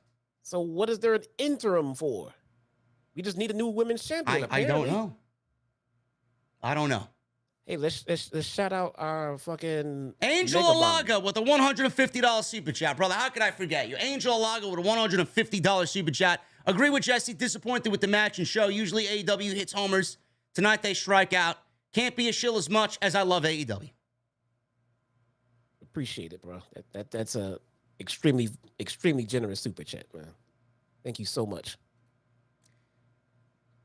So, yeah, man, you're not the only one that was thinking about what you just said about Thunder Rosa. I honestly think that it could potentially be something going on behind the scenes. I don't know if she's her. I don't want to say the woman's not her because we love the woman, you know, but it's okay to love her and say she's not hurt. I don't want to say something that isn't true, though. I don't want to put it on blast. Yeah, Thunder Rosa's not hurt. It's not putting her on blast. Look, until Brian or you know, Thunder Rosa want to reach out to us and give us the truth, then we're going to sit here and speculate on what it looks like to us. And like you just said, I've heard diddly fucking squat about Thunder Rosa having any kind of injury until tonight. And it just feels like it's a work because of that reason. I've heard nothing about a potential injury at all. Somebody in the chat said maybe she got pregnant. What the fuck, bro? It's always a possibility. It's a possibility, but how are you going to hide that from 9 months? You just come out and say it. Yeah. What the fuck are you gonna do? I mean, all right, so we got, I mean, this is another storyline that he's got to, you know, divert away from Jesse, and he's got to do something else because I mean, the way the cards were shaping up, it looked like somebody was going to turn here, whether it was Toni Storm or Thunder Rosa, somebody was turning on somebody. Yeah. So now we got Toni Storm, Britt Baker, Shida, and Jamie Hayter. Do we give it to Toni Storm and give it to somebody new and fresh in the division? Or does Tony Khan go and give it to his tried and true and Britt Baker again? I mean, that's a difficult situation right there. You know, he's going to be mulling that over for hours upon hours upon hours up until the pay-per-view. I don't know, man. I mean, that is a shocker coming out of the show. Her stepping down or relinquishing or going out with injury or whatever they're going to end up doing with this. Didn't see that coming at all. And to be honest, I hope it's not true. I hope it's a fucking work. I don't want to see the woman injured at all, man. So I hope it's a work and it's all a ploy for her to come out at the pay-per-view and do what she needs to do to, you know, carry out whatever plan she may have had. But I'm hoping it's a work. I'm hoping she's not hurt. I mean, and in a perfect world, you know, maybe it is. And if she is hurt, man, I have no problem saying that she'll be back to 100, you know, quickly and get back on top. I was hoping, you notice if I have not said in a long time how she's been mistreated and not being booked well, I strayed away from that because it looked like they were finally doing something of importance with her heading into the pay-per-view. But now this is another curveball thrown at us, so we just got to see where it's going at this point. I'm going to go out there and say, even though I thought what you were thinking, I'm going to go out and say that I do think Thunder Rosa is hurt because I do think that woman would work through any injury that would be hindering her to not give up that championship. I think the woman is at a point where she may be seriously hurt and can't physically go and deliver what she, you know, wants to deliver, and that's quality. You know, I don't think she'd be fucking around with something like that. Of all people, I think that's the last thing that she would do. So, she legitimately, could be hurt. Obviously, there will be speculation like this talked about everywhere, but I do think that she's legitimately hurt. And if she is, it's none of our business what the injury is. I just want her to get better because the division is much better with her there than a division without her there. So, yes. That's not somebody that you're going to wake up tomorrow morning and then instantly have a fucking replacement for. You're not going to do that. There's not really a replacement for Thunder Rosa that's currently out there that Tony Khan can bring in and slot into her spot. It's not going to happen. So from me and to her and her family, obviously she has our love and our support, no doubt about it. And I hope she gets back. And she will be back soon and better than ever. So we'll just leave it at that. But the title, it's either Tony to me or Britt. And I'm going to go with Tony because I don't think that people are really keen on Britt winning the championship again. I don't know how good that's going to look. Even though Britt said, well, I defended my title during my reign with a broken wrist. That to me, that was a shoot. That was a shoot. I mean, no matter how you want to look at it. I mean, Britt Baker was shooting as much as she could tonight in the context of shoot. Here's the thing. If this injury is a work, good, because I think it's gonna pay off very well for Thunder Rosa. Yeah. If it's a shoot, I'm not gonna lie, legit. I'm gonna go back to thinking that this is an issue where she will not get back to the top with the way that Tony Khan has been booking her. What do you mean? What do you mean by that? Getting back to the top? So she comes back and she's not going to be at the same level she is now when she gets back? That's what I think, man. If this is a legit shoot of an injury, because she's just been booked so poorly as the women's champion, and if this injury is going to sideline her, I don't see TK pushing her back to where she needs to be on top, man. I think he'll go back to his tried and true and just run with it that way. I think giving the title to Britt Baker is a bad idea. I do. Even though everybody loves it, Britt Baker's fine. I love Britt Baker. I think she's great. I don't think another title reign with Britt Baker is necessarily what the division needs. I don't. No. I do not either. To me, it felt like the story was heading towards a Thunder Rosa, Tony Storm feud, a war, a battle with a turn coming for Thunder Rosa. And if this is all the work, and I'm still confident that's where we're heading towards. But if this is a legit injury and she's hurt, I'm kind of worried about her position in the company when she gets back, because I don't think TK really gave her enough to succeed in her title run. Man. I don't think Tony Khan's going to give anybody, no matter who the champion is, enough to succeed unless it's Britt Baker. That's the problem. And if you make Britt Baker the champion, I don't want to come off like a disrespectful prick, and Mr. Know-It-All, but I'm going to say what I have to say now here anyway. If you make Britt Baker the champion, then you're really venturing down that Charlotte Flair vibe with Britt Baker. No, and Britt Baker is not Charlotte Flair. And I mean that in a good way. Nobody wants to be Charlotte Flair. I mean, she's fucking nauseating television. Britt Baker's not nauseating television. But people are going to associate that with, you got all this talent in the women's division, and you're going right back to Britt Baker. Where is anybody else's opportunity? That's not what we need. The division doesn't need, Britt Baker to be the champion. The division needs some focus and some fucking storylines and more time on television. Yes. A 10-minute women's match, is not enough for 3 hours of weekly television. It's not. No. That division doesn't deserve that. I mean, for me, it's the little things. Like tonight, Thunder Rosa said that she was stepping down. She wasn't going to be champion. She's the women's champion. This segment could not have been done in the ring. She couldn't come out to the ring in front of the people as the babyface champion and announce, hey, I got to step down. They did it in the backstage segment with Tony. He has no faith in her. He has no faith in her to go out. Britt Baker went out and cut a fucking promo about her in the ring. Thunder Rosa wasn't even allowed to come out. You make an excellent point. I wasn't even thinking about that because I was so shocked that the announcement was fucking made and just the generalization of the announcement. But you are correct. I mean, this is something that should have actually happened in the fucking center of the ring with that emotion in front of that live audience, not in the fucking back and then quickly to the next match and then to the next segment. I mean, is she yes. holding the women's championship of All Elite Wrestling, or is she holding some fucking paperweight 24/7 title? Yes. Like, I don't understand that. I don't know. Like I said, I just don't think he has the faith in her when he booked. I mean, I don't think he's not putting enough behind her. I said nothing about this as of late because I felt like they were heading towards something with her. So I wanted to see where it was going. So I was letting it play out. But I mean, she couldn't. I mean, come on, man. Let her go out and fucking and let her go out and interact with the fucking fans. How can we accept her? How can we get invested in her if you won't present her to us? Give her a microphone. Get Shivani back to the fucking somewhere else, and let us talk to Thunder Rosa. We don't need Shivani to hold a microphone in front of her. She knows how to hold a fucking microphone. She knows how to speak. She speaks English. Let her fucking speak, man. I agree with you 100%. I don't know why we needed Tony Schiavone for this interview. She should have just came out and walked to the ring by herself with a fucking spotlight on her, and that's it.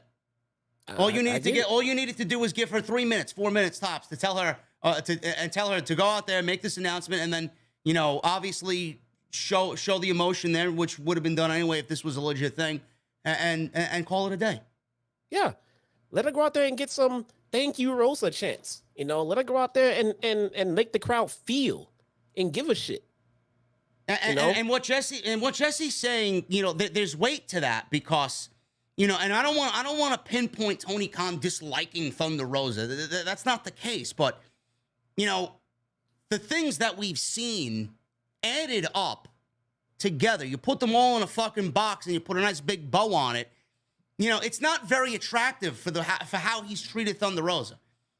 No. And I don't want to single Thunder Rosa out because it's the entire division that's a fucking problem. But I want you guys to ask yourself this question. Would he send Britt Baker out into a fucking what looked to be a pre-taped segment to relinquish the title in front of Tony Schiavone? Or would he send Britt Baker out in front of the ring to address the fucking thousands that are there to watch this big show tonight? Would he do that to Jade Cargill? The answer is no. No. So why do it to your AEW Women's Champion? It's fucking stupid. Yeah. And it's not fair. No. And it's one of the major problems that this fucking division has. It's seemingly a company-wide thing. And it's very blatant. Some are much more important than others. Other priorities are much more bigger than the other things that need to be taken care of. This is why people say that the house is not in order and things need to be changed. Quick. I still think back to when she first won the title and she came out to cut a promo with Tony Schiavone and didn't get to cut that. She got attacked from behind. We never got her promo after she won the title. I mean, her first women's title defense was against Nyla Rose, and Jesse made it a statement here saying that she didn't even get a fucking promo in. Vicky Guerrero cut her off. And the promo was about Nyla Rose making fun of Thunder Rosa if she had a fucking green card to be in this country. That's your fucking storyline after Thunder Rosa just won the championship? That's the first thing that you got for her to do. Yep. Didn't like it. Man. So again, I really hope this injury is a fucking work, man. I really do. Because if it is, then that's great news for Thunder Rosa and big shit is going down for her at the pay-per-view. And you think the Renegade Twins are going to play a factor into this, or are you still on that? You still on that? I think the Renegade Twins are hit at the TV, man. Just from what we've seen on Dark, the Renegade Twins are hit at the TV, man.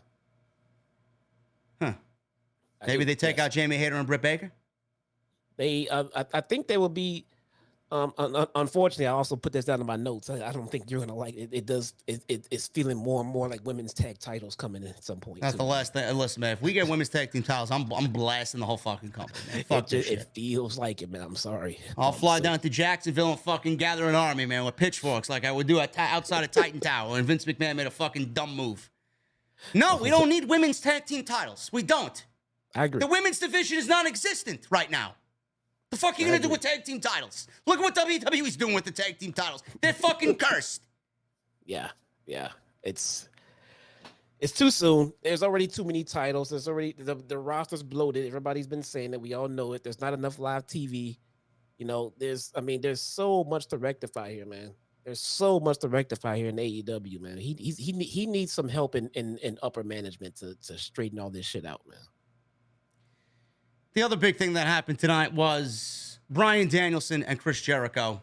I'm loving this storyline. This is just tremendous, tremendous stuff.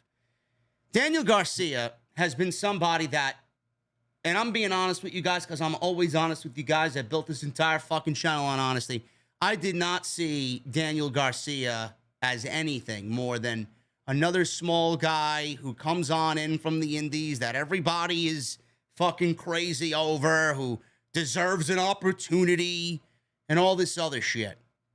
Obviously, I'm not thinking that now, and he's a much better performer now and a much better character now on television than he was when we first saw him during the pandemic, teaming up with 2.0. We said the same thing about 2.0 as well. Why did they sign these guys? Oh, my God. These guys were jobbers on NXT, fucking getting beat up by everybody. Now look at them. I don't say the same thing about even 2.0 now. Bro, yeah. Daniel Garcia has been given an opportunity, and he's fucking killed it in every opportunity he's been given by AEW.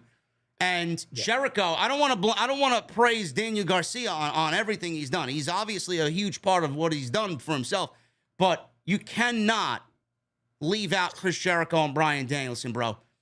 No. I want to see more of this in professional wrestling, and I feel like we don't get enough of this in professional wrestling. A veteran like Jericho, a veteran like Bryan, taking somebody and molding them into the future of the business. That is what Jericho and Danielson have done with Daniel Garcia, and we're seeing it all play out on television. And man, it is fucking absolutely beautiful. It really is. It is. It is. They are using Chris Jericho to perfection in everything he's done in AEW, from him being the first world champion to him getting his faction, him getting others over like Sammy. And now Garcia, I'm like you. When I first saw Daniel Garcia, just, looking at him and knowing nothing about him, I just gave him kind of a look like, who the fuck is this guy? But it took me probably about 2 to 3 matches of watching this guy work to be like, okay, I know what this guy does, and he fucking wrestles, and he's damn good at it, dude. So that's just that. That's going to be his gimmick. He's fucking badass in the ring. And it was the same for Wheeler Yuta. These guys can work, man. These guys can fucking wrestle. And that's just it.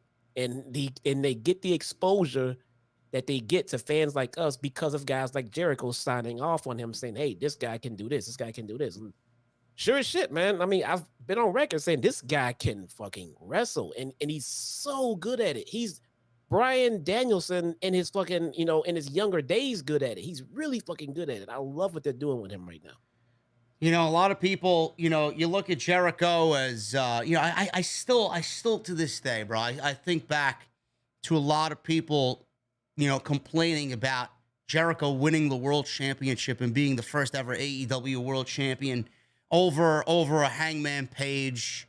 And we were one of the very few that praised the decision, making it a statement claiming that, this is the right way for AEW to grow, and the right guy to hold that championship is Chris Jericho. I'm telling you right now, man, I think people appreciate Jericho, but I don't really think they appreciate the value that Chris Jericho brings to this company. This is just, this is on the lower scale of things that this man has done for the company. Outside of all the other things he's done for the company, constantly reinventing himself. He's gone through 2 groups. He's gotten 2.0 over. He's gotten Daniel Garcia over. He's gotten, fucking Anarchy in the Arena under his belt, which was one of the best things I've seen all year. He's got Blood and Guts under his belt, not once but twice. The first one was a little hokey with the fall off the cage, but the second one was tremendous.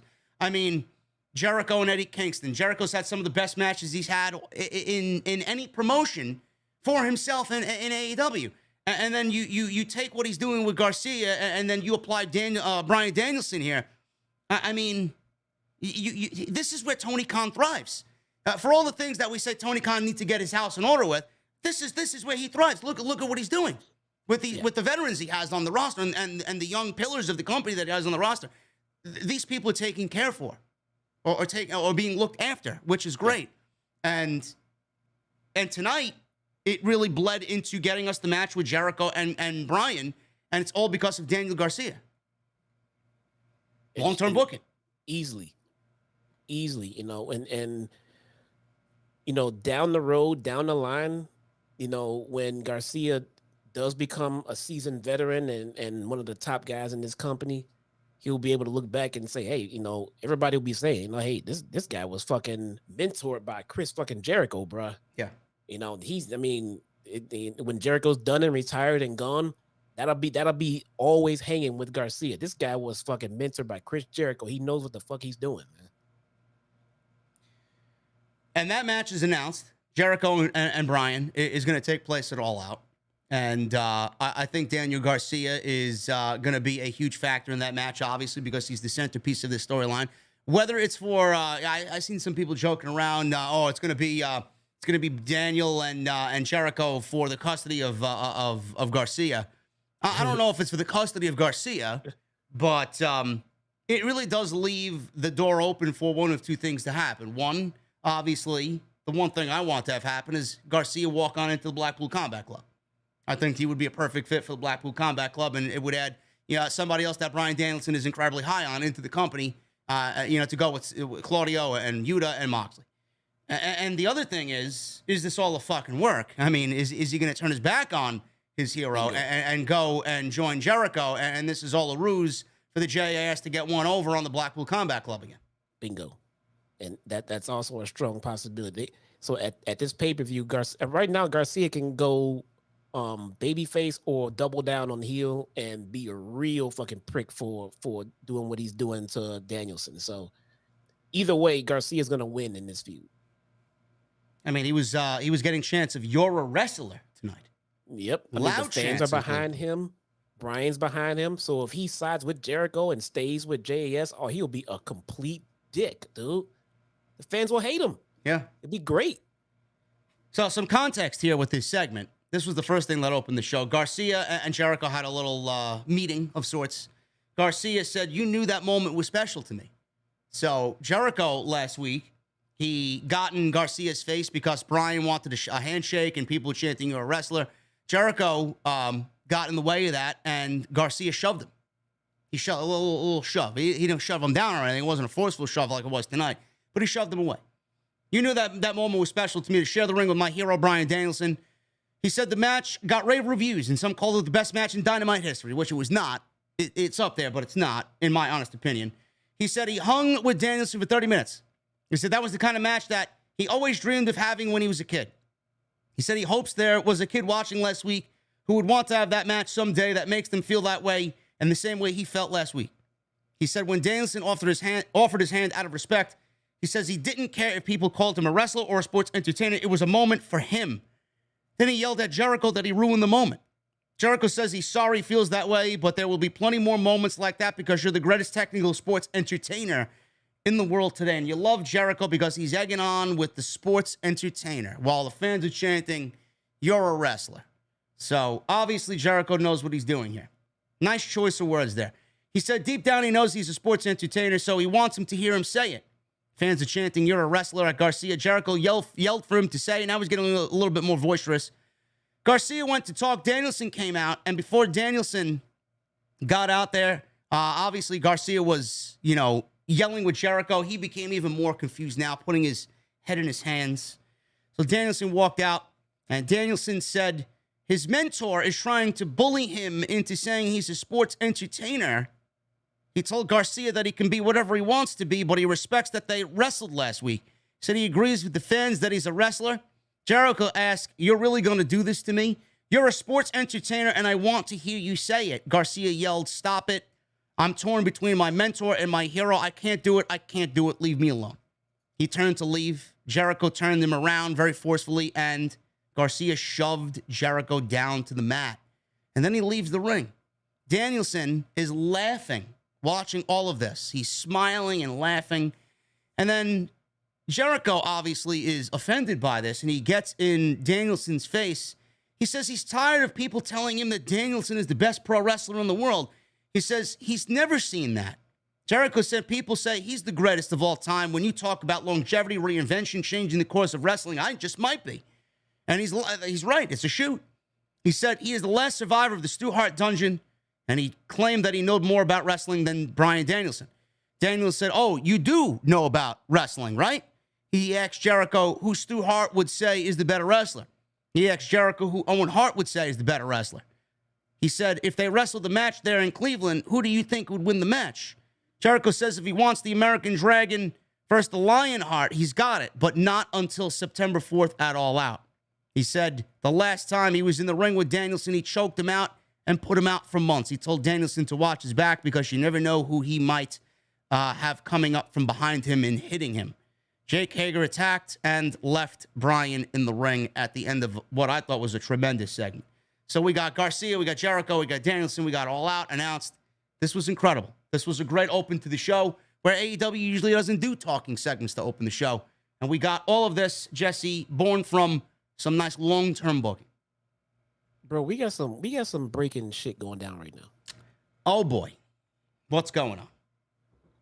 Because now Fightful's reporting it, so now I'll mention it here. But it appears that Thunder Rosa was suspended. Thunder Rosa was suspended. Now, I'm trying to confirm this. I have from Fightful. Oh, okay. Supposedly Eddie Kingston and Thunder Rosa are suspended. Eddie fighting with Sammy and Thunder Rosa, Britt Baker, and Jamie real beef issue going on. I got a tweet from someone saying that, and 15 seconds ago, Fightful just reported something about a beef going on and Sammy Guevara, Kingston rumors, things like that on Fightful Select. This is from Sap's Twitter? Yep, Sap's Twitter right now. 1 minute ago. Working more on details on the Sammy Guevara, Eddie Kingston rumors. That's all that's been said there. That's all that says. Someone else mentioned, reach out to me and mentioned Thunder Rosa as well in this. I don't know I don't know. I mean, he had a talent meeting today. Now, how does that make Tony Khan look as a leader if the fucking talent is doing this after a talent meeting today? Right. Now, I was aware of I'll say potential, all right? But I was aware of a potential real life beef between Thunder Rosa and Britt Baker. Yes. And so that's why this story kind of made sense when I saw it.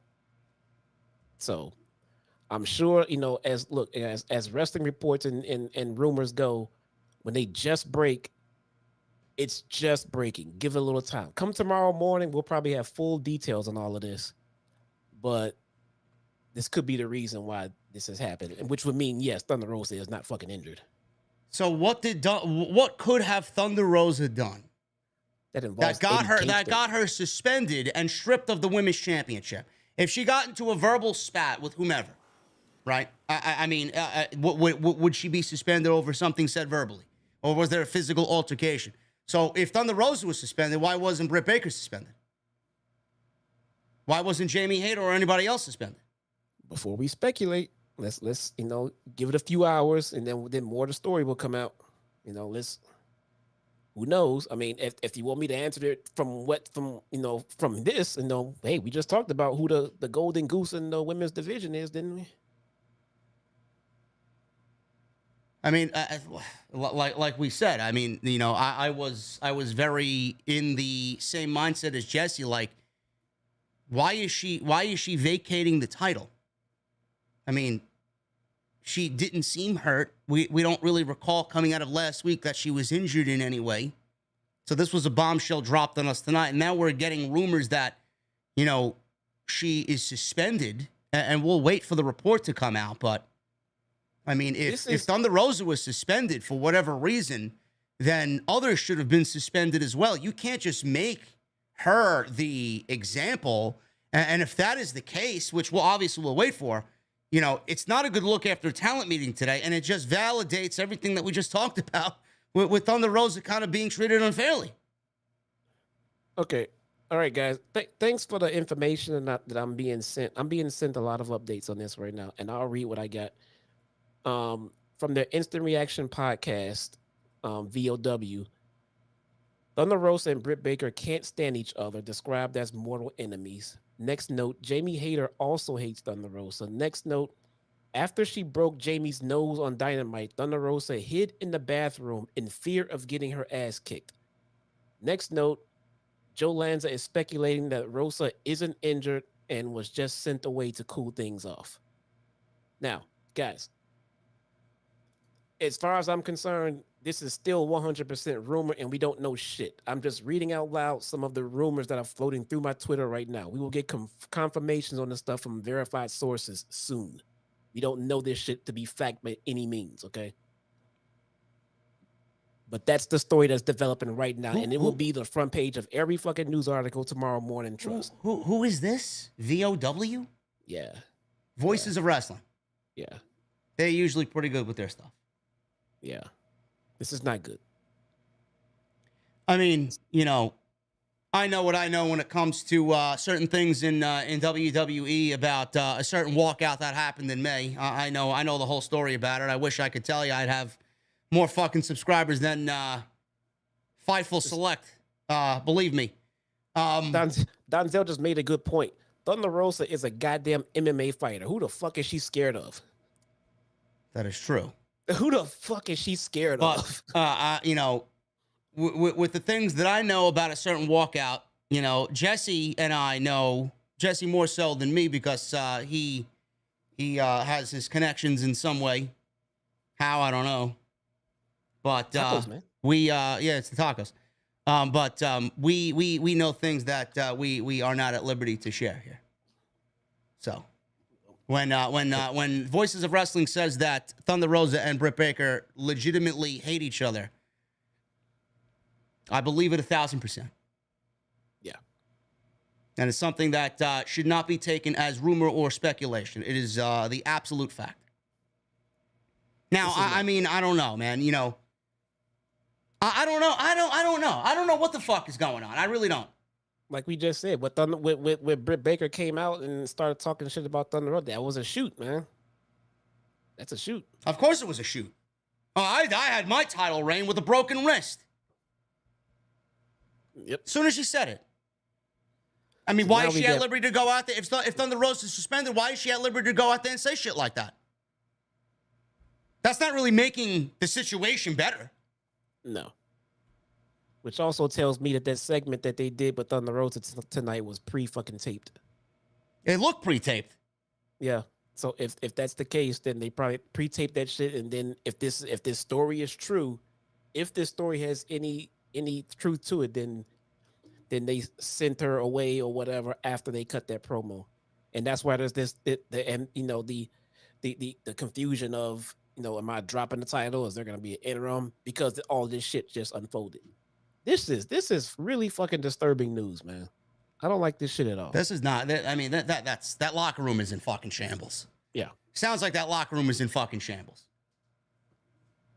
I don't know what the problem is or what the root cause of the locker room being in shambles is. It may be due to the fact that he's brought so many fucking people in, he can't make everybody happy. That locker room may be the end of them. Yeah. Yeah, man, this sucks. But again, guys, everything that I just read to you and we're speculating here, we've gotten this news seconds ago. We are still waiting to get it from confirmed sources and to get all the shit that comes with giving you guys a story. This guy next to me right now will probably give you guys a fucking extra tomorrow, giving you all the fucking facts. Yep. So just be patient. Yeah, as soon as I'll keep an eye on Fightful tonight, guys. There's definitely going to be I may actually go live tomorrow with all this shit. What happened with Eddie Kingston? He and Sammy have legit beef, it says? Apparently, yeah. According here, there's a beef here with Sammy and Eddie Kingston. I'm not sure how that translates into Thunder Rosa with Eddie Kingston. I'm not sure it was a whole big ordeal, but apparently there's been suspensions and issues and hatred going on between the people involved and the names he mentioned earlier, and it just seems like the locker room is really especially coming from the shit going on with Punk and Hangman. I mean, are we supposed to believe all of this shit is a big work? They're working everybody on every goddamn side of. I mean, there's too much. I still think the Punk thing is a work. That's just my honest opinion. But now, you know, I'm looking at this. I guess this is a great segue. You know, it makes what Fightful talked about earlier with the talent meeting that Tony Khan had you know, it kind of, now that we have this information, now we know why there was a fucking talent meeting. This probably was the reason why we had a talent meeting, because this, on top of whatever happened with Punk and Page and the possibility of Colt Cabana being the issue with that, you know, that was a reason for a talent meeting in itself. But now we got this. Now we needed a mandatory talent meeting. 3 and 4 p.m. it took place. Fightful says Tony Khan was fired up for it. Several topics were tackled, including working as a team, the lines of communication, and who the talent can talk to if they have any concerns. The access to Tony Khan was also addressed, as the rumors of miscommunication and lack of access to him had emerged. Kenny Omega and the Young Bucks were said to have made it clear to the locker room that their door is always open and that they can be reached for concerns as well. Talent was briefed via email recently about several of the new coaches and talent relations promotions. Chris Jericho and Tony Schiavone spoke at the meeting. Jericho being a team leader and a locker room leader, that's without question. Tony Schiavone, he has been given some talent relation roles. That's why he spoke. Yeah, also, Schiavone's in management. Yeah. Also, the contract tampering that was going around last week, no matter who it was, it really doesn't matter. It's not really a concern right now. The contract tampering from talent relations in WWE reaching out to an AEW top star and all those rumors, that was addressed. And it was noted that AEW's chief legal officer sent a message/email to WWE, specifically to Nick Khan and Stephanie McMahon, about contract tampering allegations. So now we know, Jesse, what the mandatory talent meeting was for. And if this has any, you know, credibility to it, this report from Voices of Wrestling, obviously this would connect the dots. Absolutely.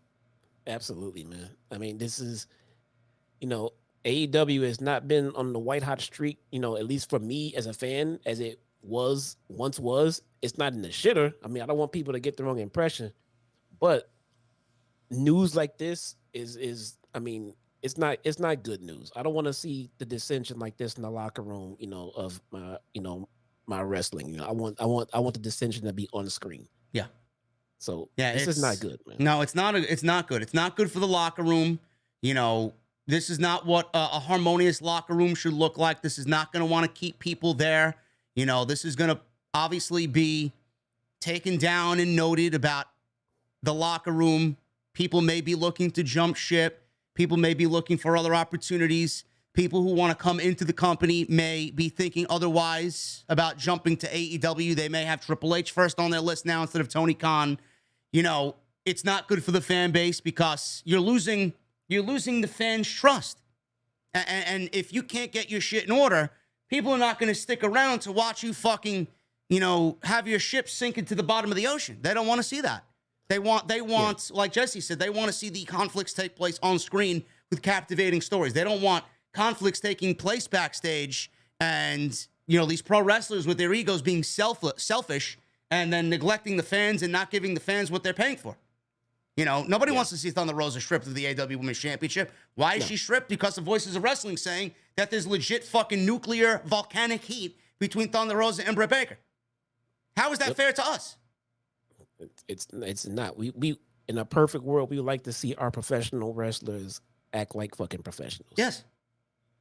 You know, Voices of Wrestling is alluded to Sammy and Eddie getting into a fist fight with Eddie being suspended. Over what? I don't know. Don't know yet. I mean, this is fucking ridiculous. So we'll wait on that. We don't have any other news but that. You know, I'll be keeping an eye on it. Yes. And do not take, and again, I want to say this again for anybody who likes to clip shit. Do not take anything we said here tonight as us reporting anything. No, it's just having a conversation. Having a conversation of the rumors that are floating around on Twitter. Like I said, this guy next to me will look into shit and get some credible answers from credible sources tomorrow. Now let's move on with the rest of the show. We got Dax Harwood and Jay Lethal.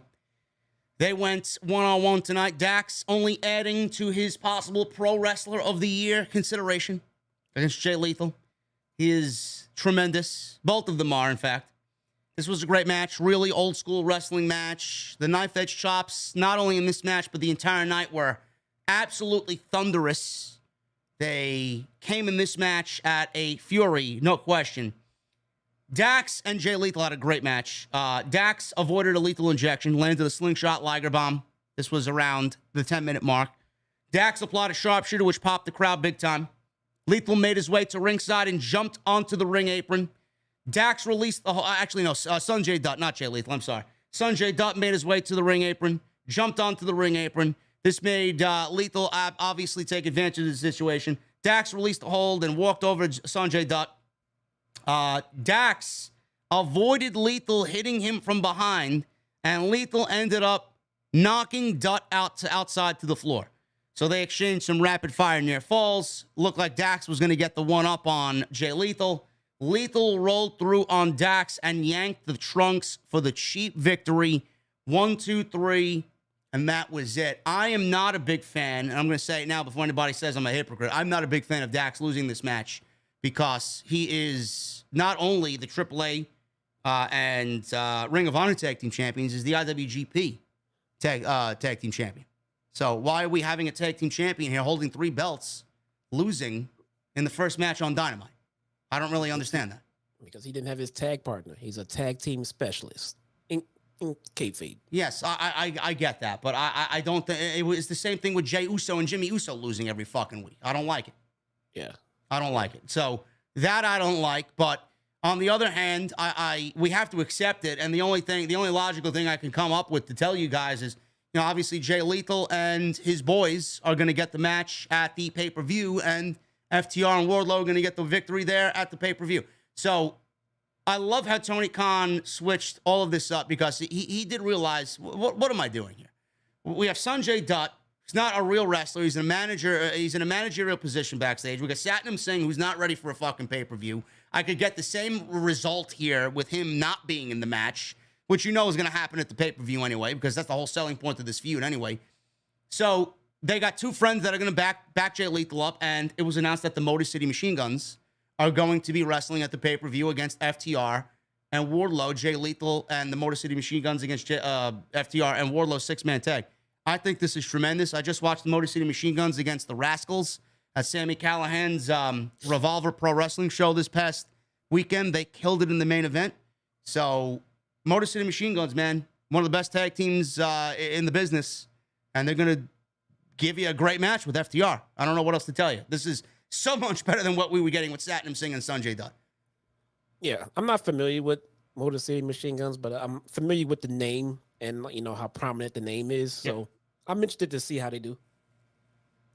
Against FTR, I think it'll be great. And we could get that same outcome with the power bomb from Wardlow to Satnam Singh. He doesn't need to be in the match for us to get that big result, even still at the pay-per-view. So I think this is a great change, and one of the many changes that has happened for All Out. So Jay Lethal wins in 12 minutes by cheating. Colton Gunn. He went one-on-one with Billy Gunn. Why this was on the show, I don't know.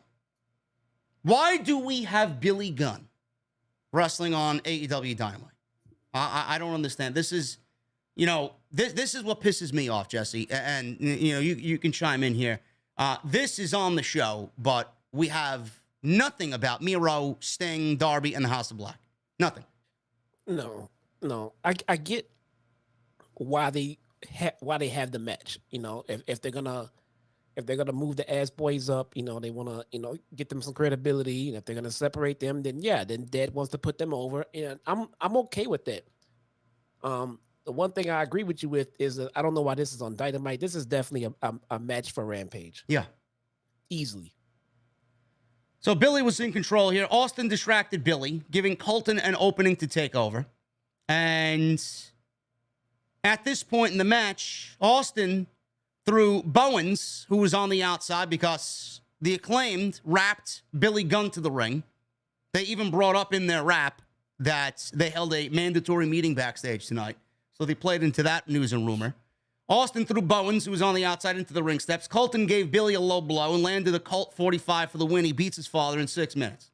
Afterwards, Stokely Hathaway, who was in the crowd, he gets into the ring, offered his business cards to Colten and Austin. They accepted his cards, then stomped away at Billy. Swerve Strickland and Keith Lee came out. Austin and Colten fled into the crowd. Strickland and Lee eyed the acclaimed, and Lee helped Billy up to his feet. And they were the ones who saved the Acclaimed and Billy Gunn from an ass kicking from the Ass Boys. So then we found out, Jesse, that we're getting a tag team match here for the tag team titles between the Acclaimed, Swerve, and Keith Lee at the pay-per-view. Like you said, man, there's no heat here. They're two babyface tag teams, and I don't know how well. I mean, it could end up being a great match, don't get me wrong, but it literally was born out of nothing. Yeah. It was born out of a fake fucking top 5 ranking that they don't even fucking take as a priority. Yeah, and I think that's one of the things we talked about when they came up with the ranking system. Like, I didn't want to have the ranking system be the only story being told in a feud, and that's exactly what we got here. Well, we're next in line because we're ranked. All right, see you at the pay-per-view. Okay, bye. You know, and there's no heat there at all. No. The match will probably kick ass, like you said, but at the same time, you know, we'll see it when we see it. Because right now, I don't care if I see it or not, because there's nothing behind it.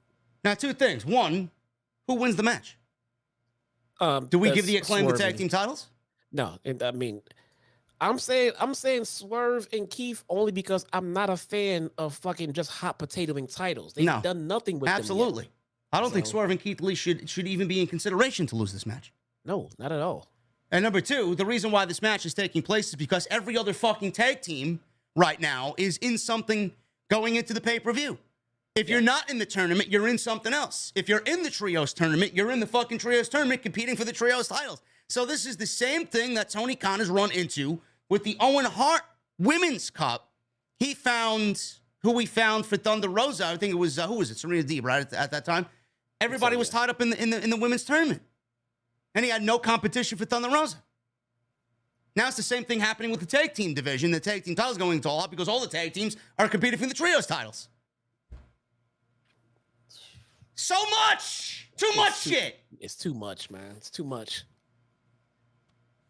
Fucking ridiculous. Ugh. And what's going on with Stokely Hathaway? I forgot who the fuck even is taking a business card from him. Who's taking a business card from him? Has one. Where the fuck are they? I don't know. What's the name of his group? All I see is him. Where's his group? What the fuck is the point of the group? What is their end goal? What is their purpose?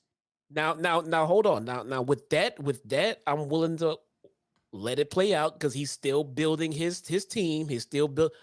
Let's see what his plan is as he builds his fucking squad. But yeah, pretty soon I want to know what the fuck this guy is doing out there. I don't know. Now he's got the ass boys. Scissor me, daddy ass. It's man. I hope all this shit straightens out, man. I really do. I really, really fucking do. I don't want to see. I'm on the same plane I was when I was so tired of WWE. I want to see WWE get better, so we have two fantastic wrestling companies. Right now, I want to see AEW straighten this shit out while WWE continues their hot streak. Because again, I want to have two fantastic wrestling companies, man. Let it play out. So, oh boy, Britt Baker. She went one-on-one with Kylan King. Why? Because Kylan King grew up 30 minutes from where the show was taking place tonight. There you go. Britt Baker wins in 4 minutes. There was a chant of Pittsburgh sucks. Pittsburgh sucks. The Braves beat the Pirates 14-2 today. Yes, they do. So I like this, by the way. I like how Cleveland said, fuck you, Britt. Britt Baker gets fucking, gets popped everywhere she goes. He goes to Cleveland. They don't like her ass. Cleveland does not like Pittsburgh. I like the continuity that with sports teams. I like that. How soon before we see Kylan King get a all-elite graphic from Tony Khan? I think pretty soon, man. I think she's earned it, to be honest. I think her work is solid. She's not a top-tier main eventer, but she is good in the ring. And, she does not have bad matches. She does not hurt people. I mean, she's solid. I would like to see her get a deal and work with the mid-card in the women's division, man. Yeah, let's get some fucking actual women's division and some focus on the women's division. Then we can talk. Yeah. Britt Baker, Sling Blade right at the top. Kylan King came back with a German suplex and a Cazadora facebuster. Britt Baker came back after that with a super kick and a curb stomp before putting on the glove and applying the lockjaw. Jesse, this lasted less than 4 minutes. Kylan King basically is out there to make Britt Baker look good before Britt Baker cuts a promo on Thunder Rosa and basically shoots on Thunder Rosa. She said she wrestled her entire title reign with a broken wrist because that's what a champion does. I mean, we'll find out what's going on. I mean, that's just ridiculous. She said it's such a shame that Rosa has to relinquish her title due to injury. She said now Storm will finally have a pay-per-view match people care about because she'll be her opponent. Again, shoot. Storm marched to the ring, no music. Hayter attacked and blasted Storm from behind. Sheeta then ran out, and she was wielding a kendo stick. Baker, Rebel, and Hayter bailed as Sheeta was wildly swinging her kendo stick to come to Toni Storm's aid. And can they coexist? Can they coexist next week? We got Toni Storm and Sheeta versus Britt Baker and Jamie Hayter in a tag team match. Next week, is Bruce Pritchard booking this show? Can they coexist? Can they coexist? Can they coexist, brother? I don't know, man. So that's the Fatal 4-Way. Storm, Baker, Hayter, and Sheeta. I'm assuming Sheeta's in the top 5 that she's in this match, that we haven't seen Sheeta on fucking television. I've been seeing her on Dark. She's been doing well on Dark. Oh, well, I mean, I'd love to know who the fuck she's beating. Yeah. Here I am. I gotta pay attention to Dark because Sheeta's in a title match, and I haven't seen her on TV since she's lost to Serena Deeb. Yeah.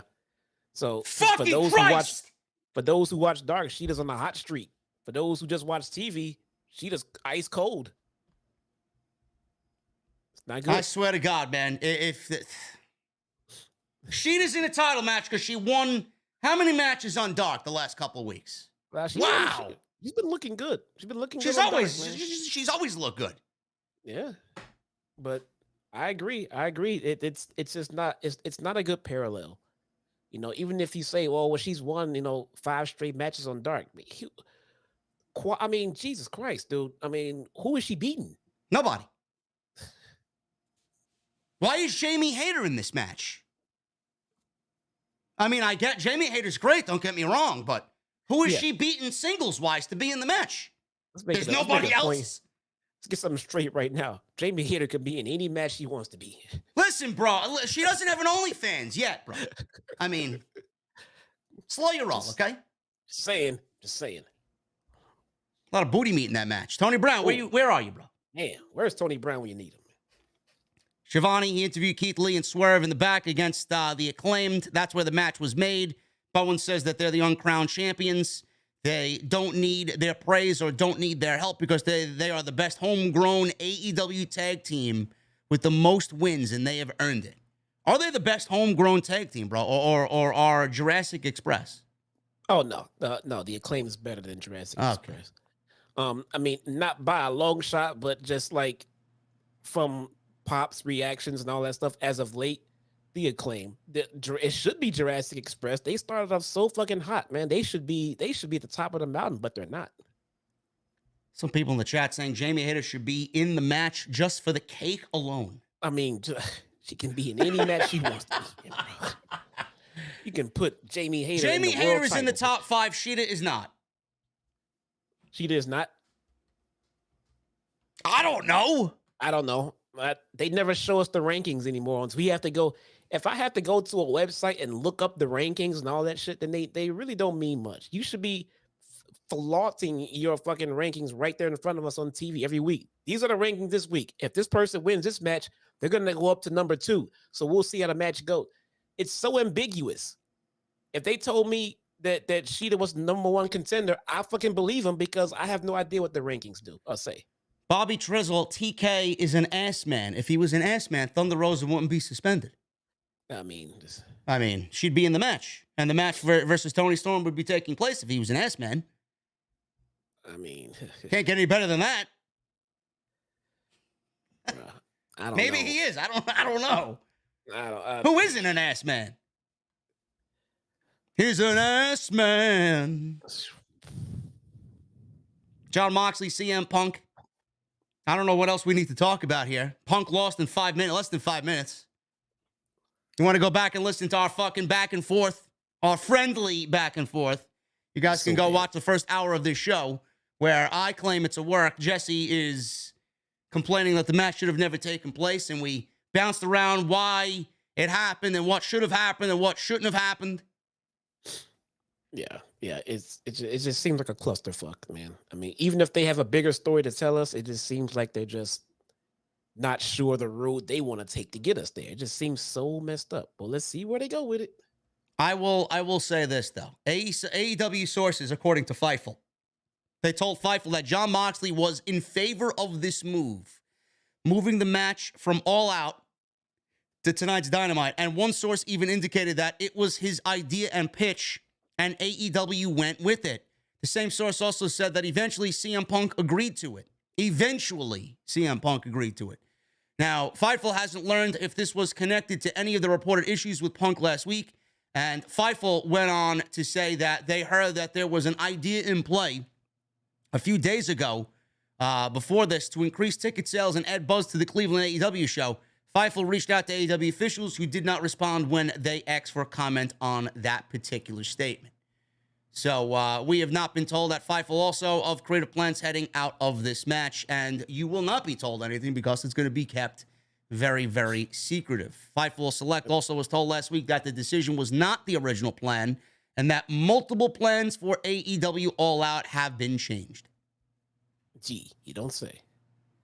You know, just saying that it was Mox's idea, I don't think that gives us the whole story really, because it could have been Mox's idea based on the information that he has and the information they have that we don't. Yeah.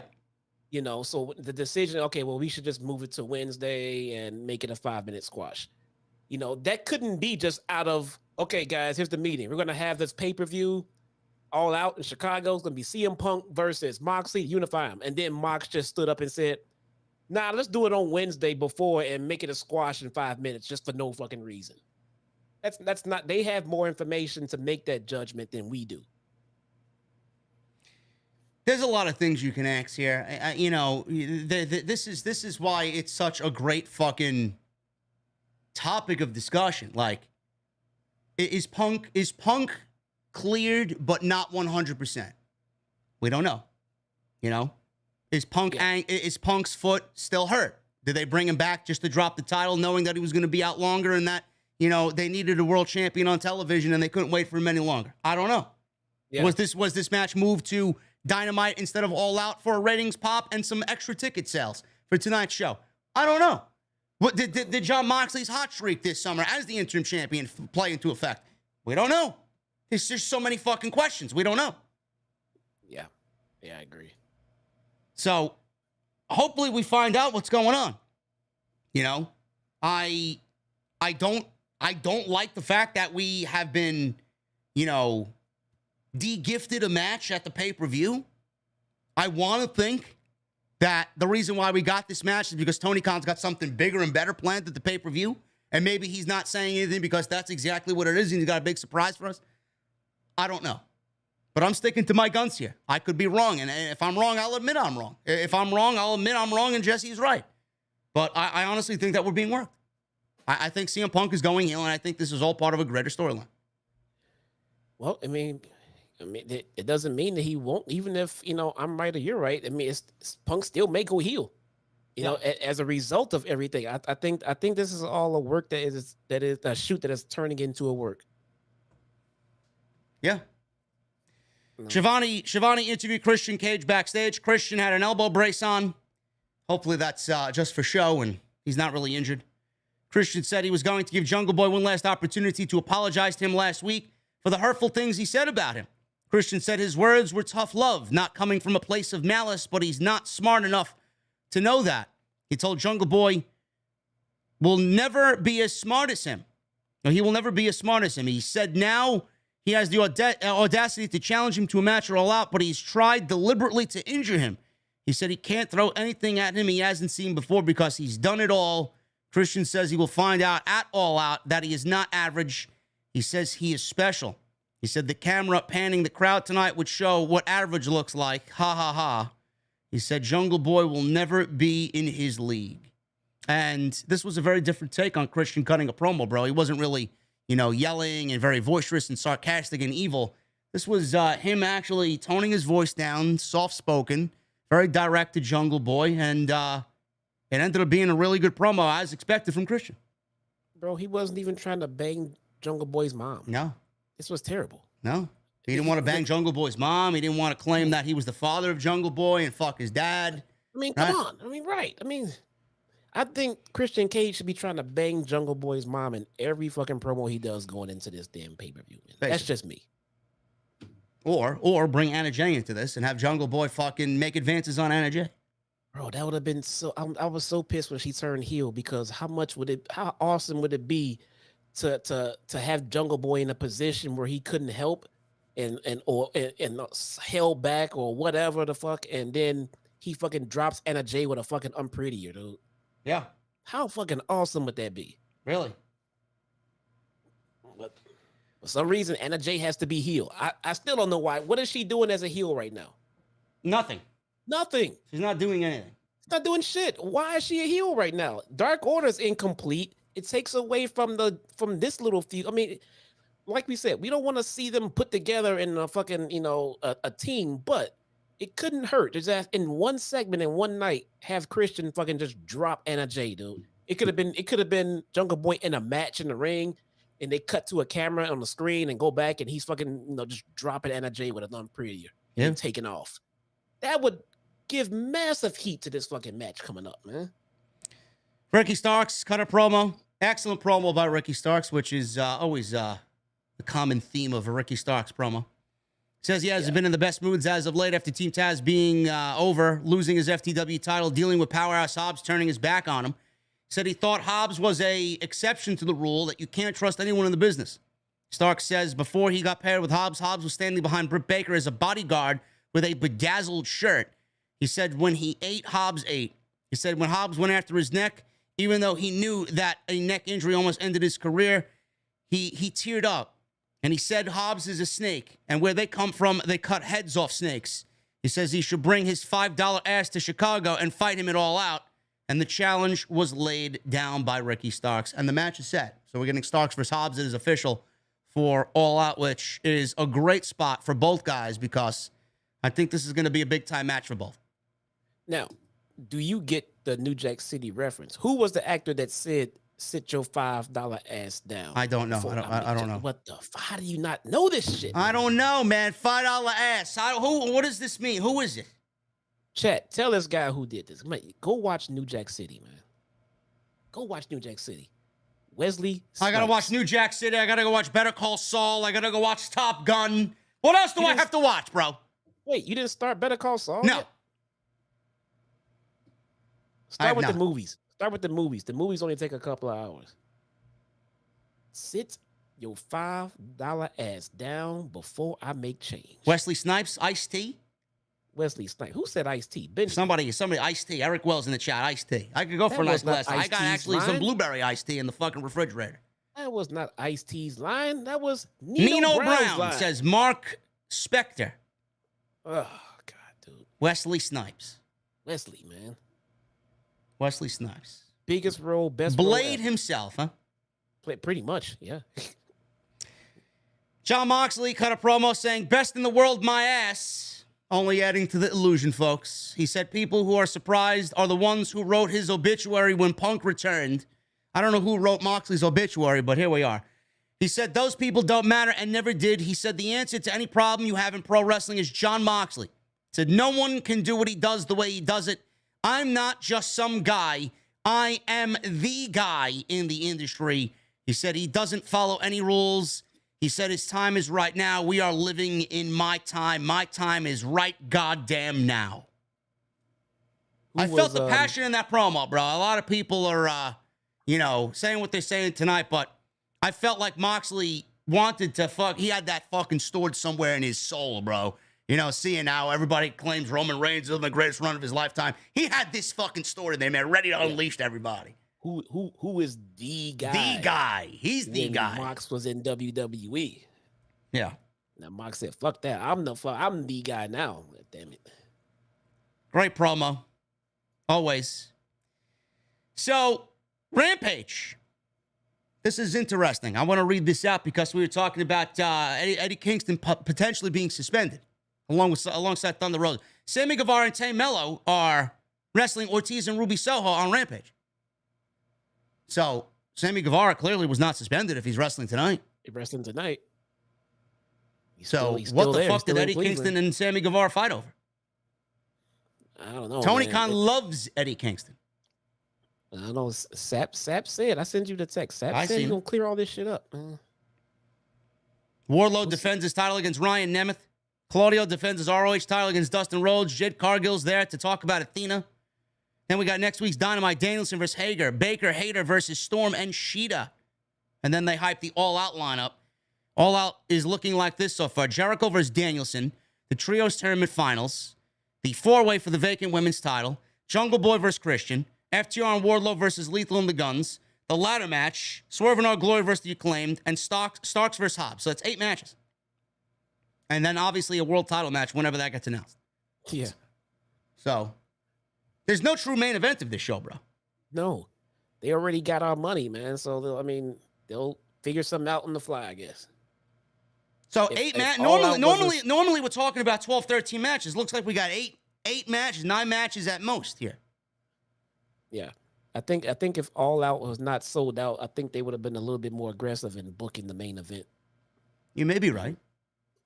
But it's the people are there. Chicago's going to show up.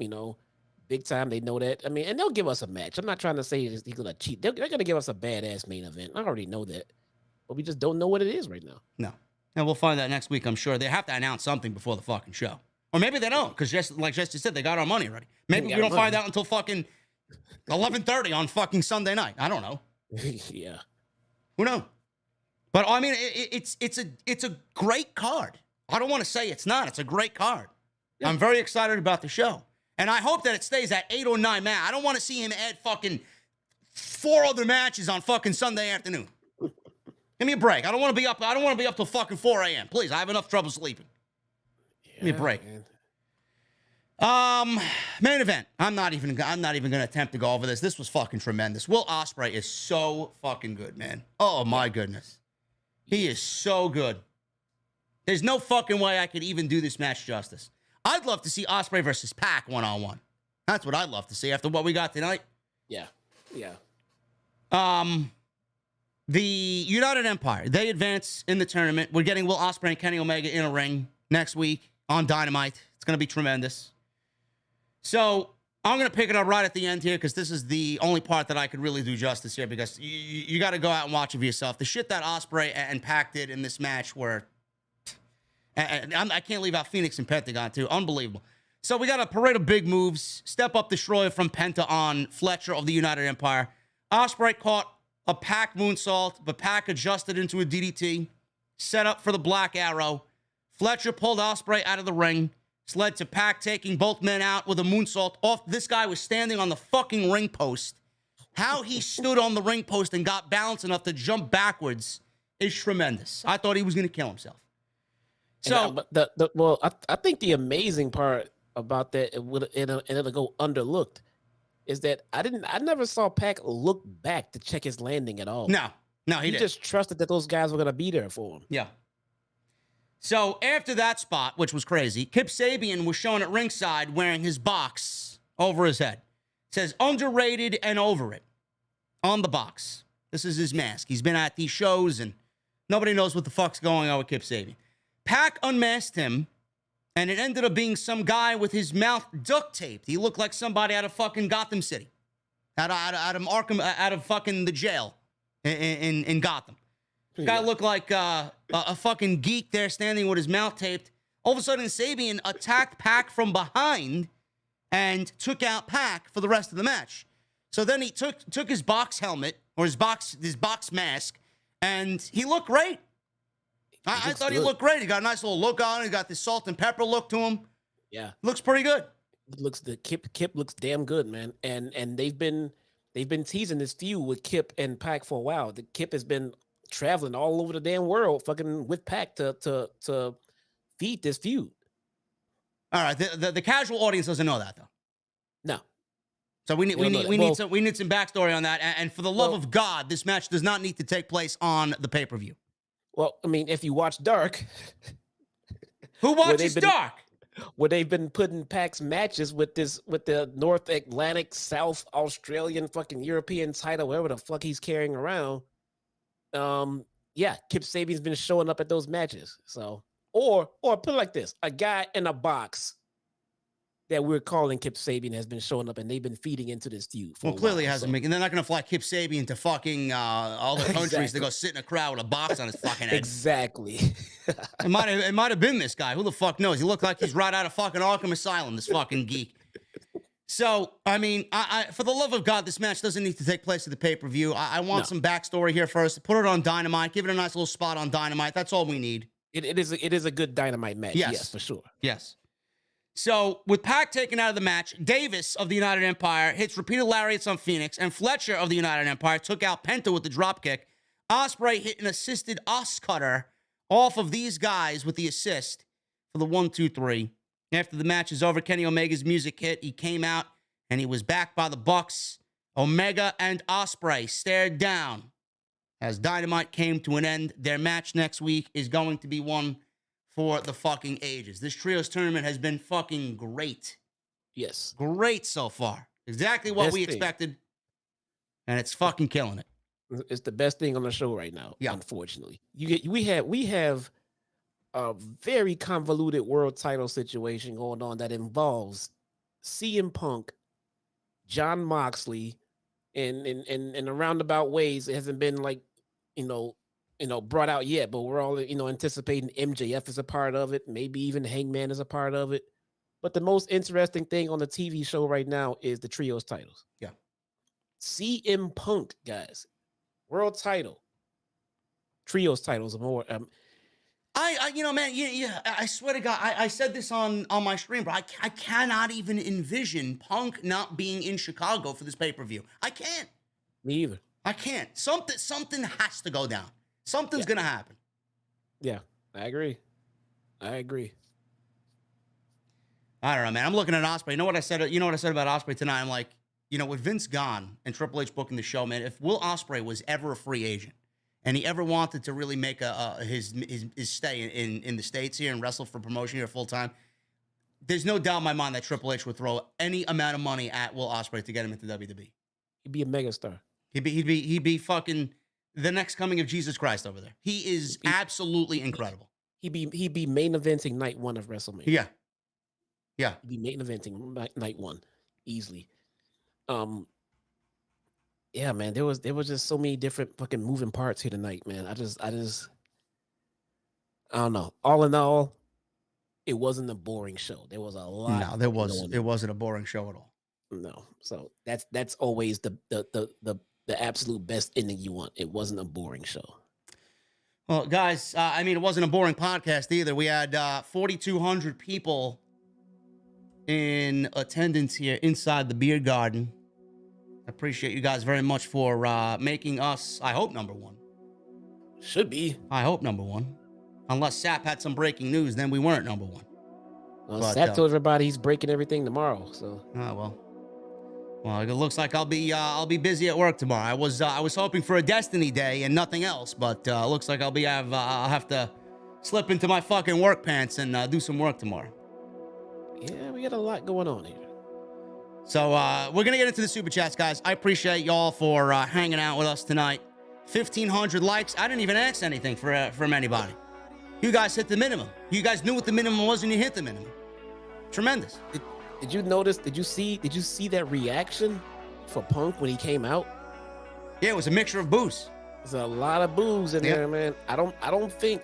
I know Mox is from Cincy, and last time I checked, Cincy and Cleveland were not buddy, but Ohio is Ohio, so okay. So I get it, hometown boy, but it feels like that Punk may have been getting a lot of heat from the news that we've been getting from him over last week. All the reason for the heel turn to even take place, bro. Yep. Continue to hit that thumbs up, guys. There's still 3,500 people in here. I'd love to see if we could get closer to 2,000, man. If you enjoyed the discussion tonight, make sure you guys hit that thumbs up. In fact, if you think Jamie Hayter has nice assets, What? Hit the thumbs up. Where? Ooh. Where's the thumbs up? Please. Super chats, get them on in. Memberships open, get them on in. They're still 50% off for me anyway. Get them on in. So weird. And go check out all the other content on the channel. Plenty of it, which I will be doing extra tomorrow, probably throughout the day, man. So I'll keep you guys updated on anything. There may be a couple extras tomorrow. We'll see. Lots of news going on. Still $4.99 for me, man. We got a $2 super chat. Number 1 here from Joseph Taylor. Punk versus Kenny in the future. Take my money. Yes, it'll happen.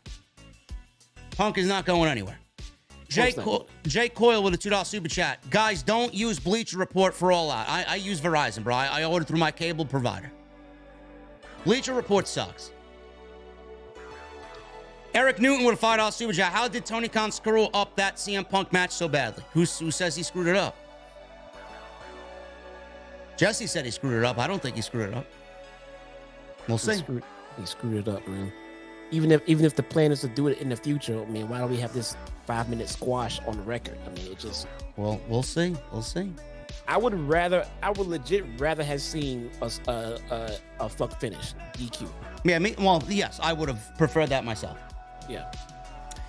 Naruto sucks with a $10 super chat. Does this mean CM Mid and Mid JF won't have a tongue wrestling match for the AEW Championship? Naruto, I'm going to have to actually get the fuck out of here, bro. Using mid in the same sentence as MJF, bro, I don't think you're allowed in the venue anymore. What? Come on. Ridiculous. Eric Newton with a $5 super chat. Man, I know I'm an MJF show, but I expected better than that garbage we got. Disgusted with AEW right now. We, the fans, deserve better than that. I agree. I agree with him. And if everything turns up the way you want, you're going to be back watching and kissing Tony Khan's fucking asshole anyway, so it doesn't matter. I will be sitting here like, great, the outcome, the ending. This is not one of those situations for me where the ends will justify the means. I mean, sometimes the means are just as important as the end. Joseph Taylor with a $2 super chat. All those chops tonight sounded like gunshots. They did. I mean, I don't know what the fuck was mic'd around ringside, but they sounded legitimately like fucking death tonight. Perfect Cell 71 with a $6.99 super chat. Hey, JD and Jesse, love the channel. Just wanted to help out in any way I can. You guys are a great team. Appreciate all the hard work you put in. Perfect Cell, thank you so much, brother. I appreciate that very, very much. And so does Jesse. I do as well. Thank you so much, man. Michelle Moran with a $2 super chat. Mox squash Punk and Sabian instead of MJF. What the fuck? Listen, man. You know, looking back at this at the end of the year, we may actually look back at this and say, hey, man, at the end of the day, this was a bad Dynamite. I'm going to see what happens after All Out. After All Out, if we don't get what we want, I'll look back and I'll come on Wednesday that week and I'll say, listen, man, it sucked. It sucked. We got 1 week to All Out. I think we can wait to see what Tony Khan's got up his sleeve. If not, then we'll address it. Sinister Classic with a $10 super chat. Tonight, I was reminded of the finger poke of doom. Either Jesse is right and Punk is still injured, or the rumors are true and Punk wants to leave. Also, shout out to the guy with the OTS sign. I'll address the OTS sign in a second because he did give a super chat tonight. Sinister Classic. Thank you so much for the $10, brother. Yes, we will find out soon. And Jesse does feel the same way about the finger poke of doom, but just not similarly. Yeah. Just, I mean, I want to make it clear. I don't think it was as blatant and disrespectful as the finger poke of doom. I just thought it shared similarities in the sense of they wanted a title change. They didn't want to give us a full match, or they couldn't give us a full match, maybe. And they just went out there and gave us this, and now it's over, and deal with it. Mox is champion. That's not a good story. It's just not a good story. Drew Gilmore with a $19.99 super chat. Hey guys, thank you for the birthday wishes last week. Now we need the OTS family to send my girlfriend and I support as we are dealing with conflicts with my mom, not supporting our relationship and boundaries. Send us some well wishes. That is always a terrible situation, bro. Yes. I've been in that boat a couple of times. My parents are just both fucking assholes, but, you know, I've been in that boat, bro. I know how you feel, man. Thoughts and well wishes to you and your girlfriend, bro. Always. Send that mom to Christian Cage. He'll help out with you. Oh, yeah. Christian Cage will take her and snap her into shape, bro. Yes. Thunder Rosa and Britt Baker are trending this week. Uh-huh. Not good. Russell Wagner with an 11-month recommitment. Russell Wagner was the one who had the OTS signed tonight. JD, I hope I did you right with the sign. Brother, I got a picture of it, man. Love it. Awesome. Love it, love it, love it. You're our fucking VIP of the evening, bro. Number one tonight. You forgot the hashtag Jesse was right on there, but it was fine. It was good. It was good. It's good. Thank you. Hashtag Jesse is partially right. Maybe. Jesse is partially right. I'll take it. It's good. Thank you, Russell. That was awesome, man. And I love OTS signs on AEW, man. It just shows the power of what we do here on Wednesday nights. Brian the Dean with a 5-month membership. Jesse is always right, he says. Brian the Dean is obviously a fan of tacos. Thank you so much, sir. Much appreciated. Emerald Lord with a 6-month membership. Punk heel turn is going to be awesome. OTS for life. Indeed. I think we are headed for a Punk heel turn. Emerald, my thoughts exactly. AEW Mark 2018 with an 11-month. Let's fucking go, TK. Just squashed CM Punk for his actions last week. I see MJF coming out next week to face Moxley. Also, I'm happy for Ospreay and his team. Now, if MJF comes out next week and faces Moxley, that I will have a problem with. It would make no sense. I would have a major problem with that because that is legitimately hot-shotting the fucking title. Yes. MJF, Moxley, and the title deserve a lot better than that. Where's this? Yes, I am wearing an Adrian Peterson jersey. It's from your hometown. Where's Peterson from? He's from Houston? Oh, I know he's a Texas boy. I think he's Houston, if I'm not mistaken. But yeah, Peterson jersey. Bocce Ball Pro becomes a new member. What are you drinking tonight, brother? Thank you so much. Big Bad Lone Wolf with a $5 super chat. Help me understand what the fuck happened with Mox and CM Punk. What are your thoughts, JD? Bro, I gave you an hour with Jesse on my fucking thoughts, bro. Go back and hit the rewind button. Edward Serensen with a $5 super chat. Will Mr. 9 to 5 walk through the forbidden door in AEW Fight Forever? You better fucking believe it, bro. I can't wait. I think it looks great. I think it looks fucking fantastic. Look exactly what I was hoping for. Me too. Everyone looks like shit. Oh. It looks fucking better than 2K, let me tell you. Such a breath of fresh air. I gave up on 2K after 2 weeks. Shit was lame. Same shit every year. Palestine, Texas. Okay. Tenario with a $5 super chat. What's up, JD and Jesse? I found an Orange Cassidy figure from my local Walmart. Awesome. I just got the Brody Lee and -1 exclusive figures from Ringside Collectibles. -1 got one? Yeah. They came in a combo pack. Yeah. It was exclusive Brody Lee one. Yeah, I'm looking for a Thunder Rosa and CM Punk figure. I can't find it yet. That's nice, dude. You know that merch money goes to Amanda and then the family. Yeah, man? That's fucking great, man. I'm throw this out. I'm one thing that I don't think TK gets enough credit for is taking care of Brody's family after he left, and I'm hoping and I'm pretty sure that they are wanting for nothing right now. That's really good to fucking hear. Edward Terrenson, thank you so much, brother. Tenario, thank you so much, man. Not today, Jay, with a $4.99 super chat. JD, I've been a fan since May when the whole Sasha and Naomi situation went down. You tell it like it is. Sorry I didn't find you sooner. Keep it up, JD. Listen, bro, I appreciate it, man. It's never too late to find the show, man. Never too late. We do things on our own time, and it took you a little bit to find the show. Hold on 1 second here. Apparently, I'm supposed to look at something on Twitter. Says the word going around is Thunder Rosa was actually sent home. I didn't want to say sent home, but it's looking like I'm hearing that she was actually sent home. Yeah.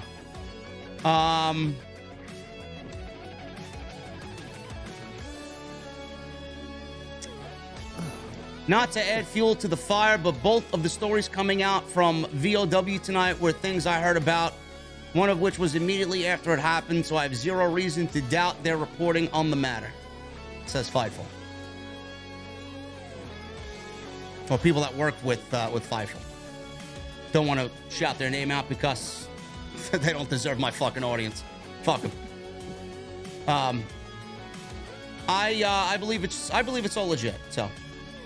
You know, we'll just wait till the story breaks tomorrow.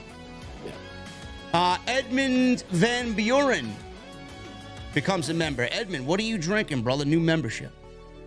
Andres Mendoza with a $5 super chat. He'll turn in a rematch. If Punk loses, he retires. Although the rumors they can sell that match. Well, then you have to pretty much give him the world title then, no? Because he's there for another 2 years. He's not going anywhere. He's not retiring. Stupid Stars Music with a $4.99 super chat.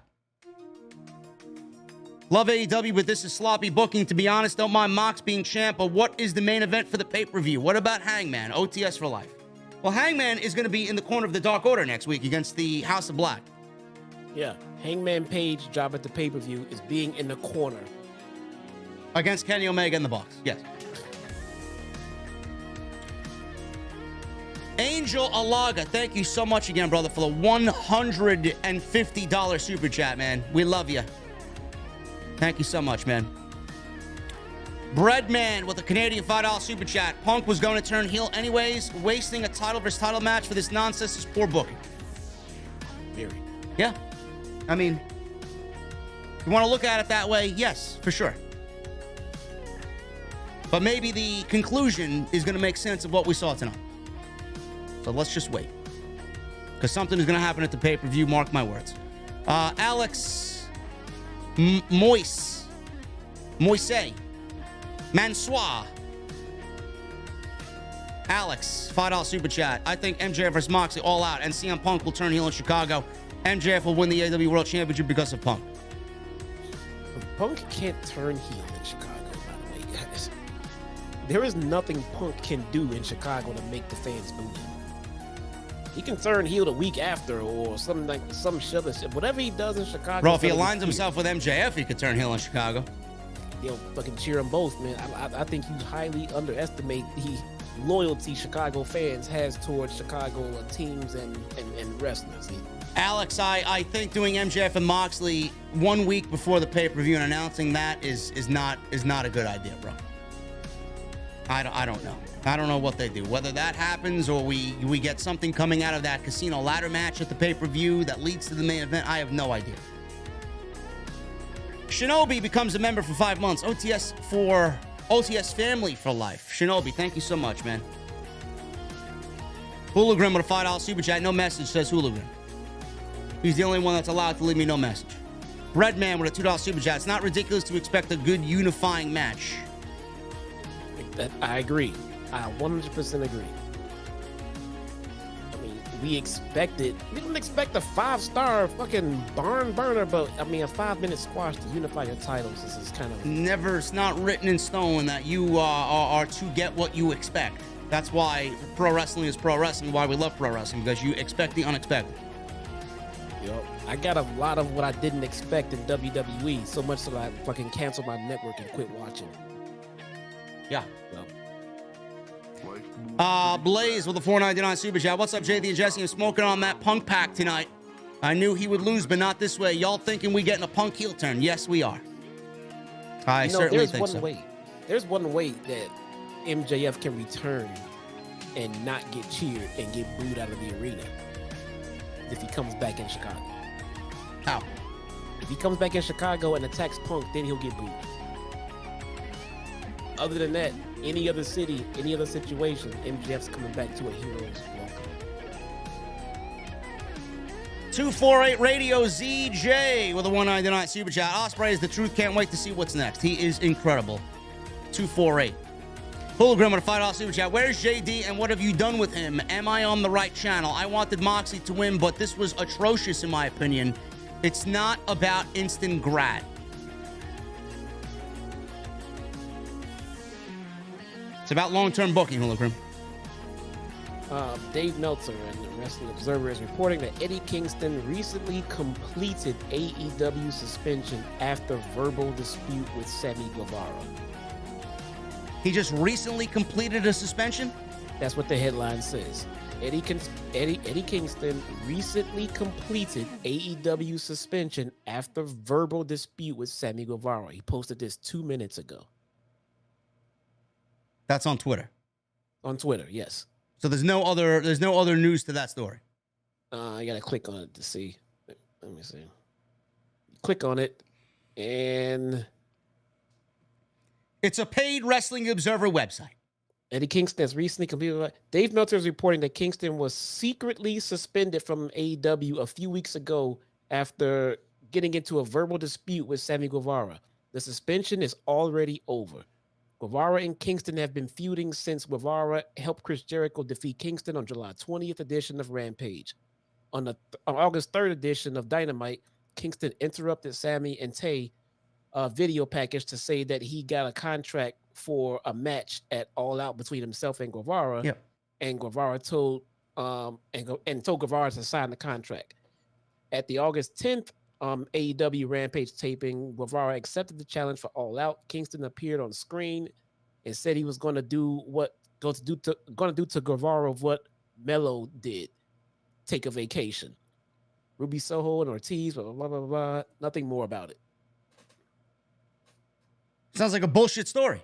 Yeah, but according to Meltzer, this fight did not happen recently. It's already happened, and he was already back from his suspension. What was he suspended for?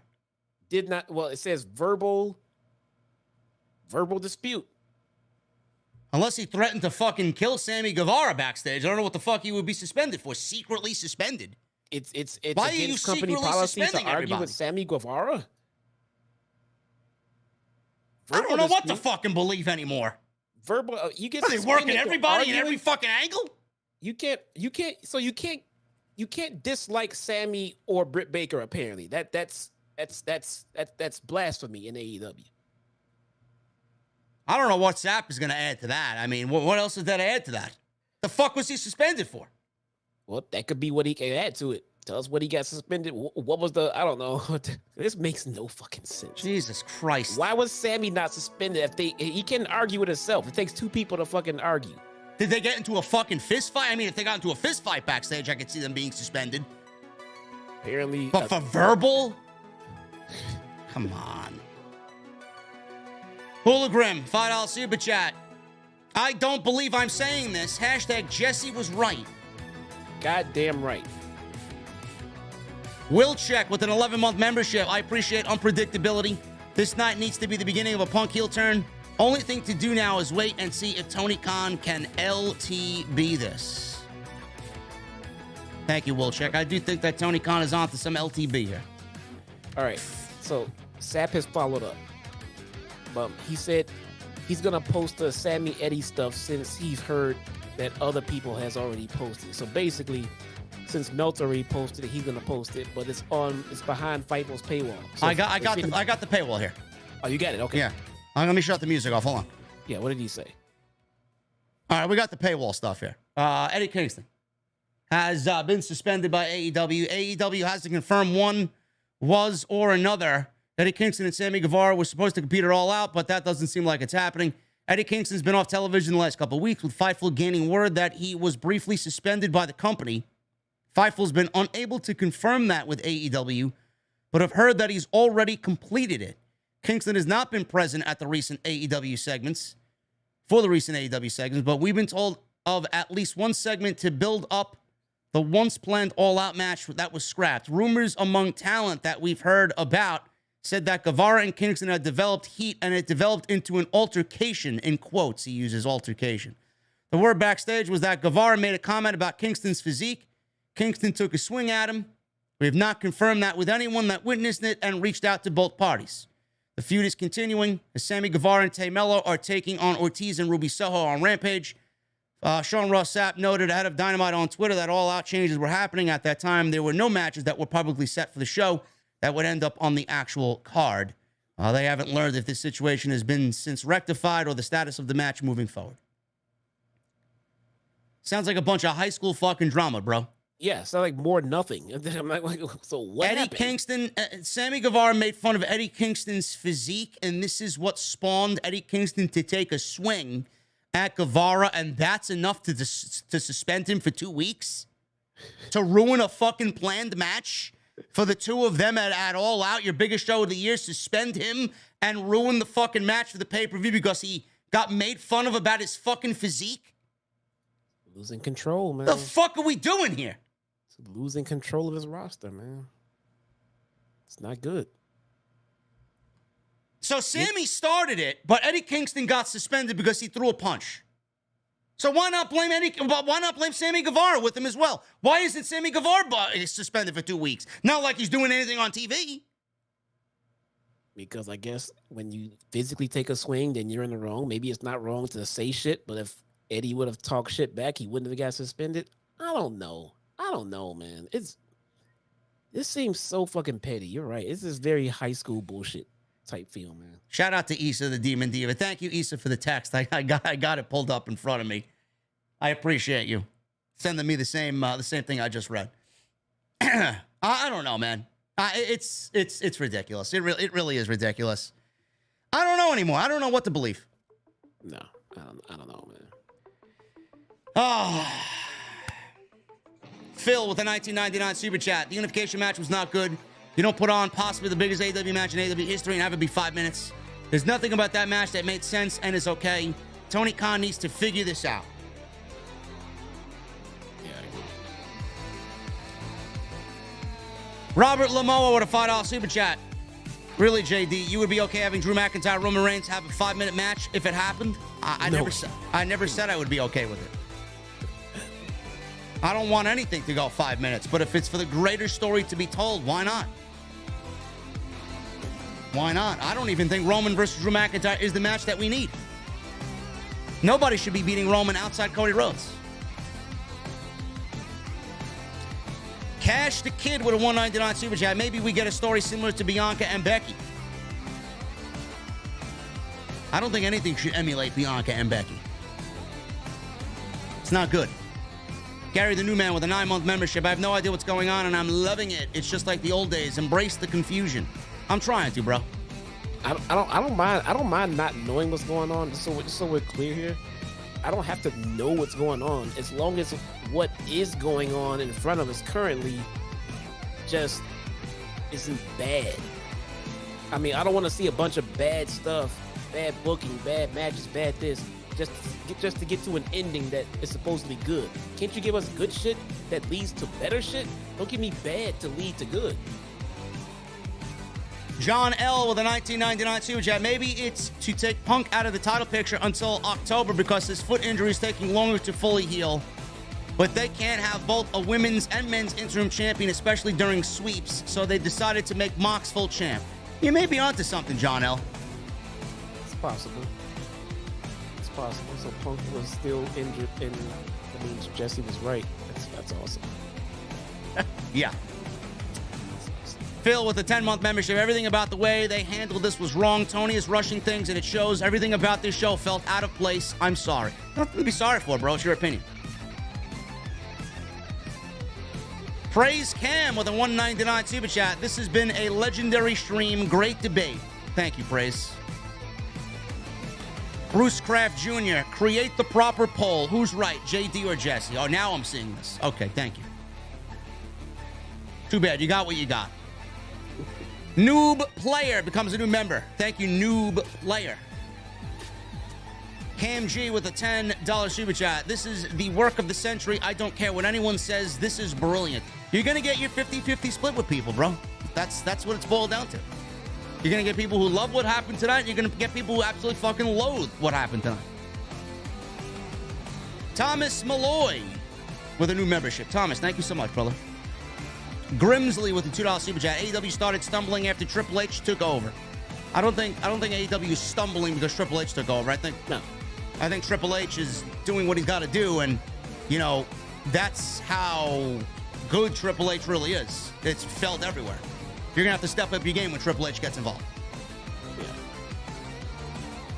Bushi Clementine with a $10 Super Chat. I personally believe Tony has complete control of his locker room, and this is a work for an invasion story from some other promotion, New Japan, Ring of Honor. As much as I don't want to see it, I don't think that's the case, bro. That's a lame storyline, to be honest with you. Thank you for the super chat, but you're an idiot. Hologram with a $5 Super Chat. Tony Khan with a CON started a civil war in this chat. OTS for life. Bro. My boy Buddy in the chat says, Jesse, this shit has been happening in wrestling since 35 plus years. This is nothing new. Really. So that's a great story. People fight. Riddle Goldberg was real heat. This is good. Well, Riddle was not the world champion. Well, Goldberg was the world champion, but I don't think he was the world champion at the time when they were feuding, no? Yeah, no, that's a great story, guy. 813 car guy with a $15 super chat. LaGreca, straight up XTK with the plans off for the world title all out, and TK avoided. I can't wait to see what happens. So, TK's not going to let you know what's going on, and he's got something up his sleeve. That's why he didn't say anything.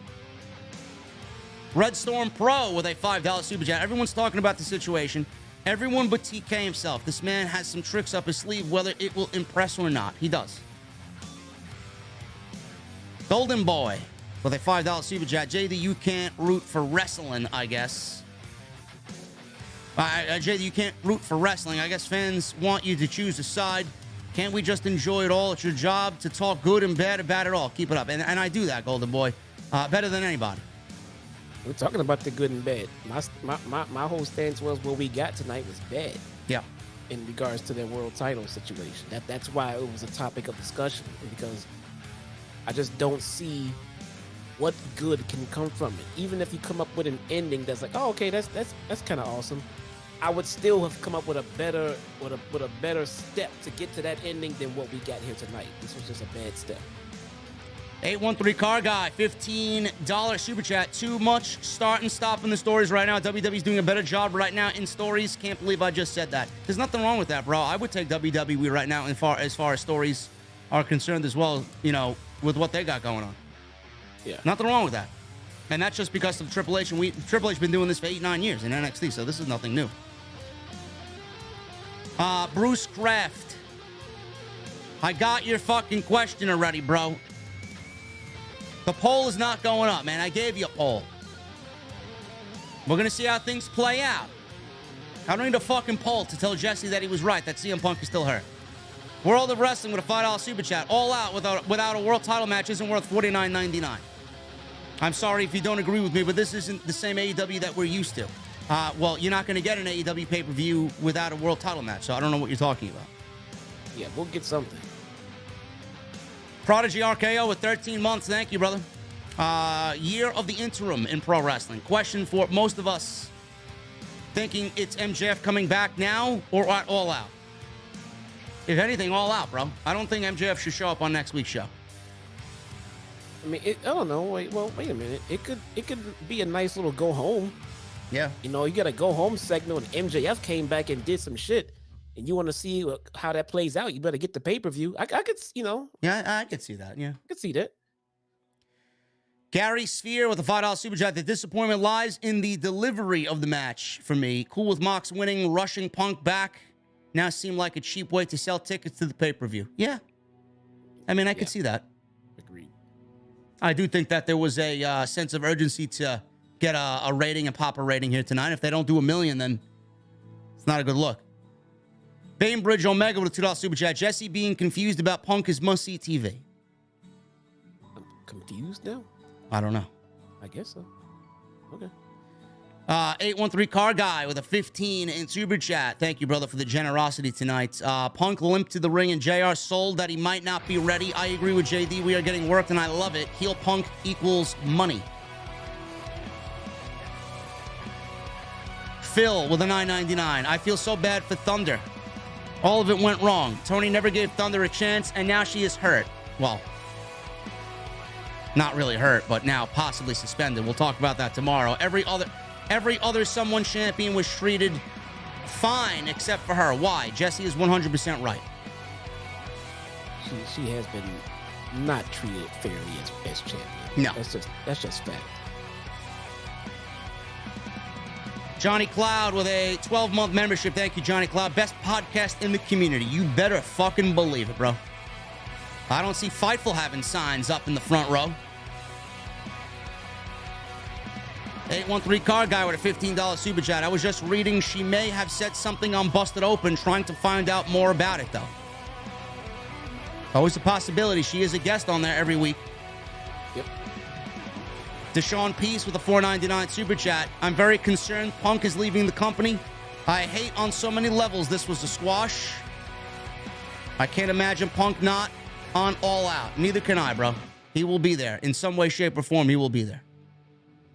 I think the people who are now thinking that Punk's going to end up leaving the company, I think those are the people being worked. Yeah. That's a part that's a work. Oh, they want to get it out there that Punk could leave. That's part to work. But I think the drama and everything else behind it all is all true. Bobby Trizzle says, LOL, fightful signs. Give me a break, man. It's not one fucking charismatic personality on that entire fucking platform. Deshaun Peace, thank you so much, brother. Blaze with a $4.99 super chat. Bryan Danielson versus Chris Jericho in a Daniel Garcia on a pole match. No, bro. This is not Vince Russo, bro. The Quiet Storm away with a $5 super chat. With WWE having some strong momentum right now, do you see WWE stunting the growth of AEW? The only one that's going to stunt AEW's growth is AEW. They don't have room to grow anymore, man. They have a bloated roster. Yeah. They need to trim the fat, man. And unfortunately, and I throw this in there real quick, Tony Khan's a nice guy, and he's a good guy.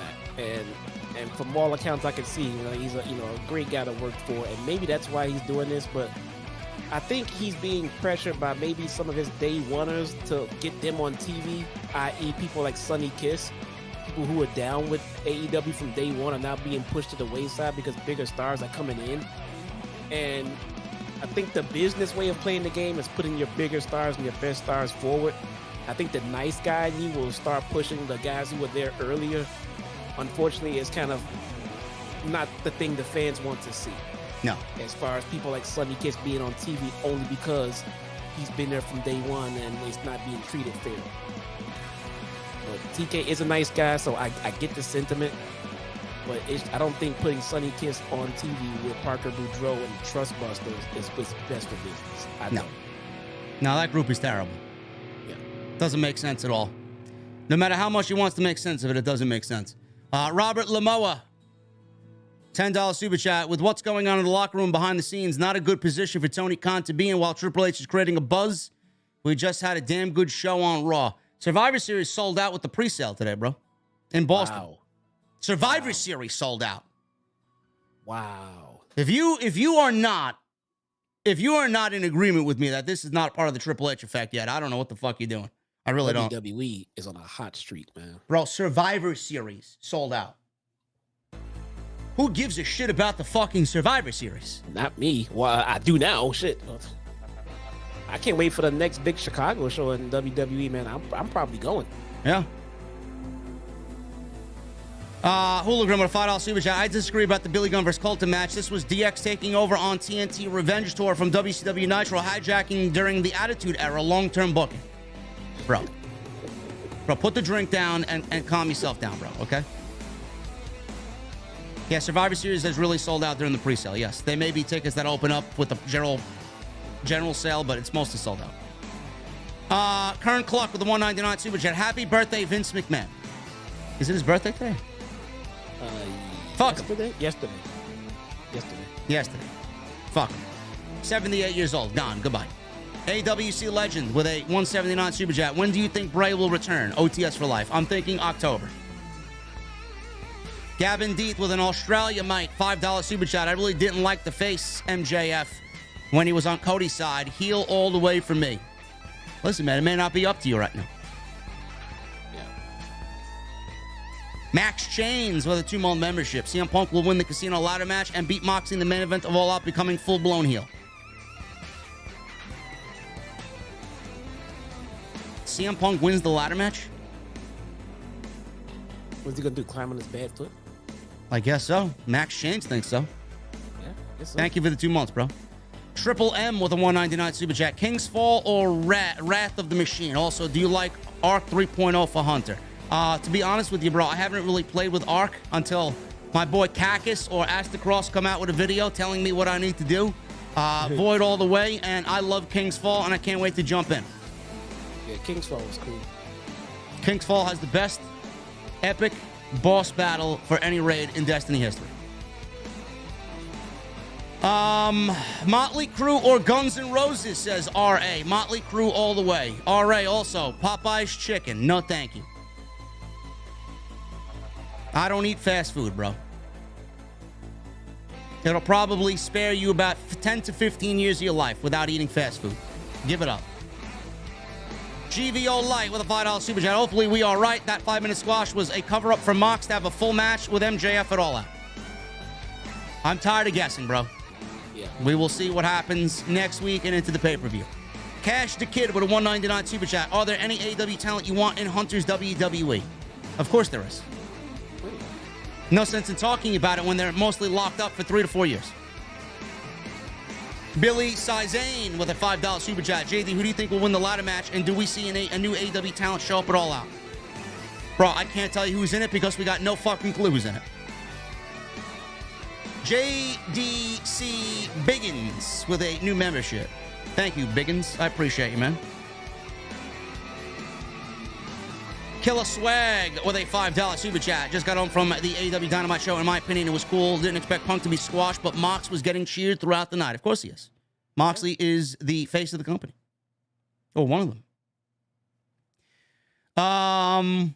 Hollywood Guy with a $5 super chat. Do you think now that Triple H is in charge, AEW is losing its grip and TK is losing the roster? I could be wrong. Yeah, it's not really the priority, the main reason why things are going down, but it definitely doesn't help. Yeah. It doesn't help at all. There's a shift in the momentum. Let's Yes. just leave it like that. Golden Boy with a $10 super chat. I don't understand the way things are going down, and is AEW leaking info out? Plus, if there's guys like Danielson, Jericho, Regal, Omega there, why ain't they stepping up to help out the BS? Who says they're not? We don't know yet. We don't know if they're not.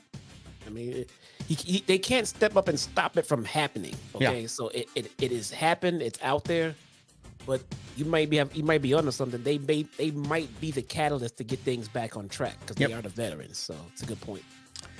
GVO Light with a $5 super chat. Come on, guys. We got to see the bright side. Even though we got a 5-minute squash match, we got to see an amazing main event for the rest of the hour. Yes, it was still a great show tonight, no matter what. Yeah. And AWC Legend with a $4.49 super chat.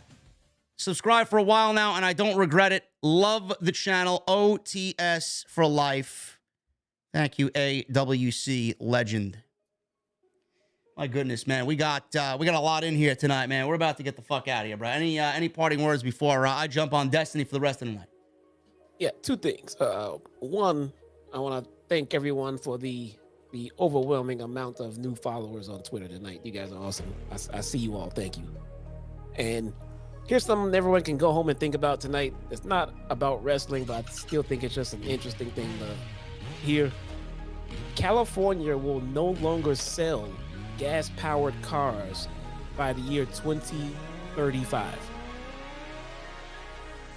You're gonna have to buy an electric car or a used car. They're gonna stop selling fucking gas-powered cars in California. It'll be everywhere, not just California. That's gonna be the way of the world. It will. I think that will be. It'll probably be, long past when me and you and everyone here is all gone. But I think the wave of the future, there will be no more gas-powered cars. I mean, my current car, my Mustang now, is probably the last gas-powered vehicle I will own. I'll own it for as long as I can. But my next car, without a doubt, is going to be an electric Mustang.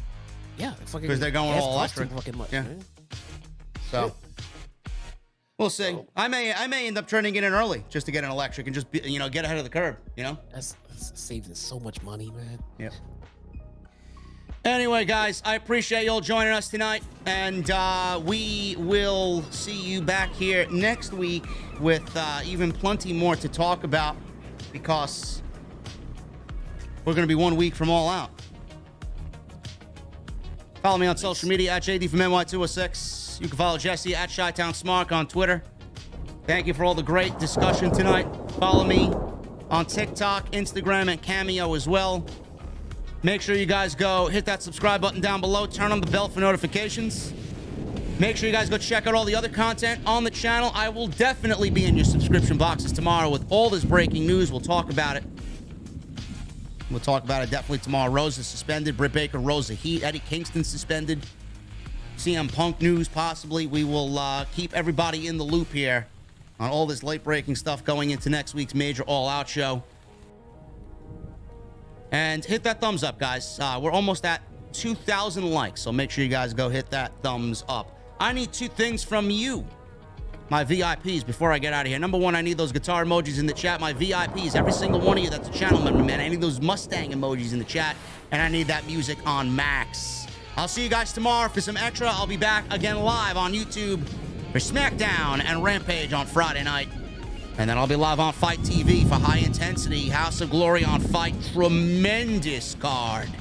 You don't want to miss it. I'll talk about that this weekend, man. Thank you guys so very much, and I'll see you live Friday.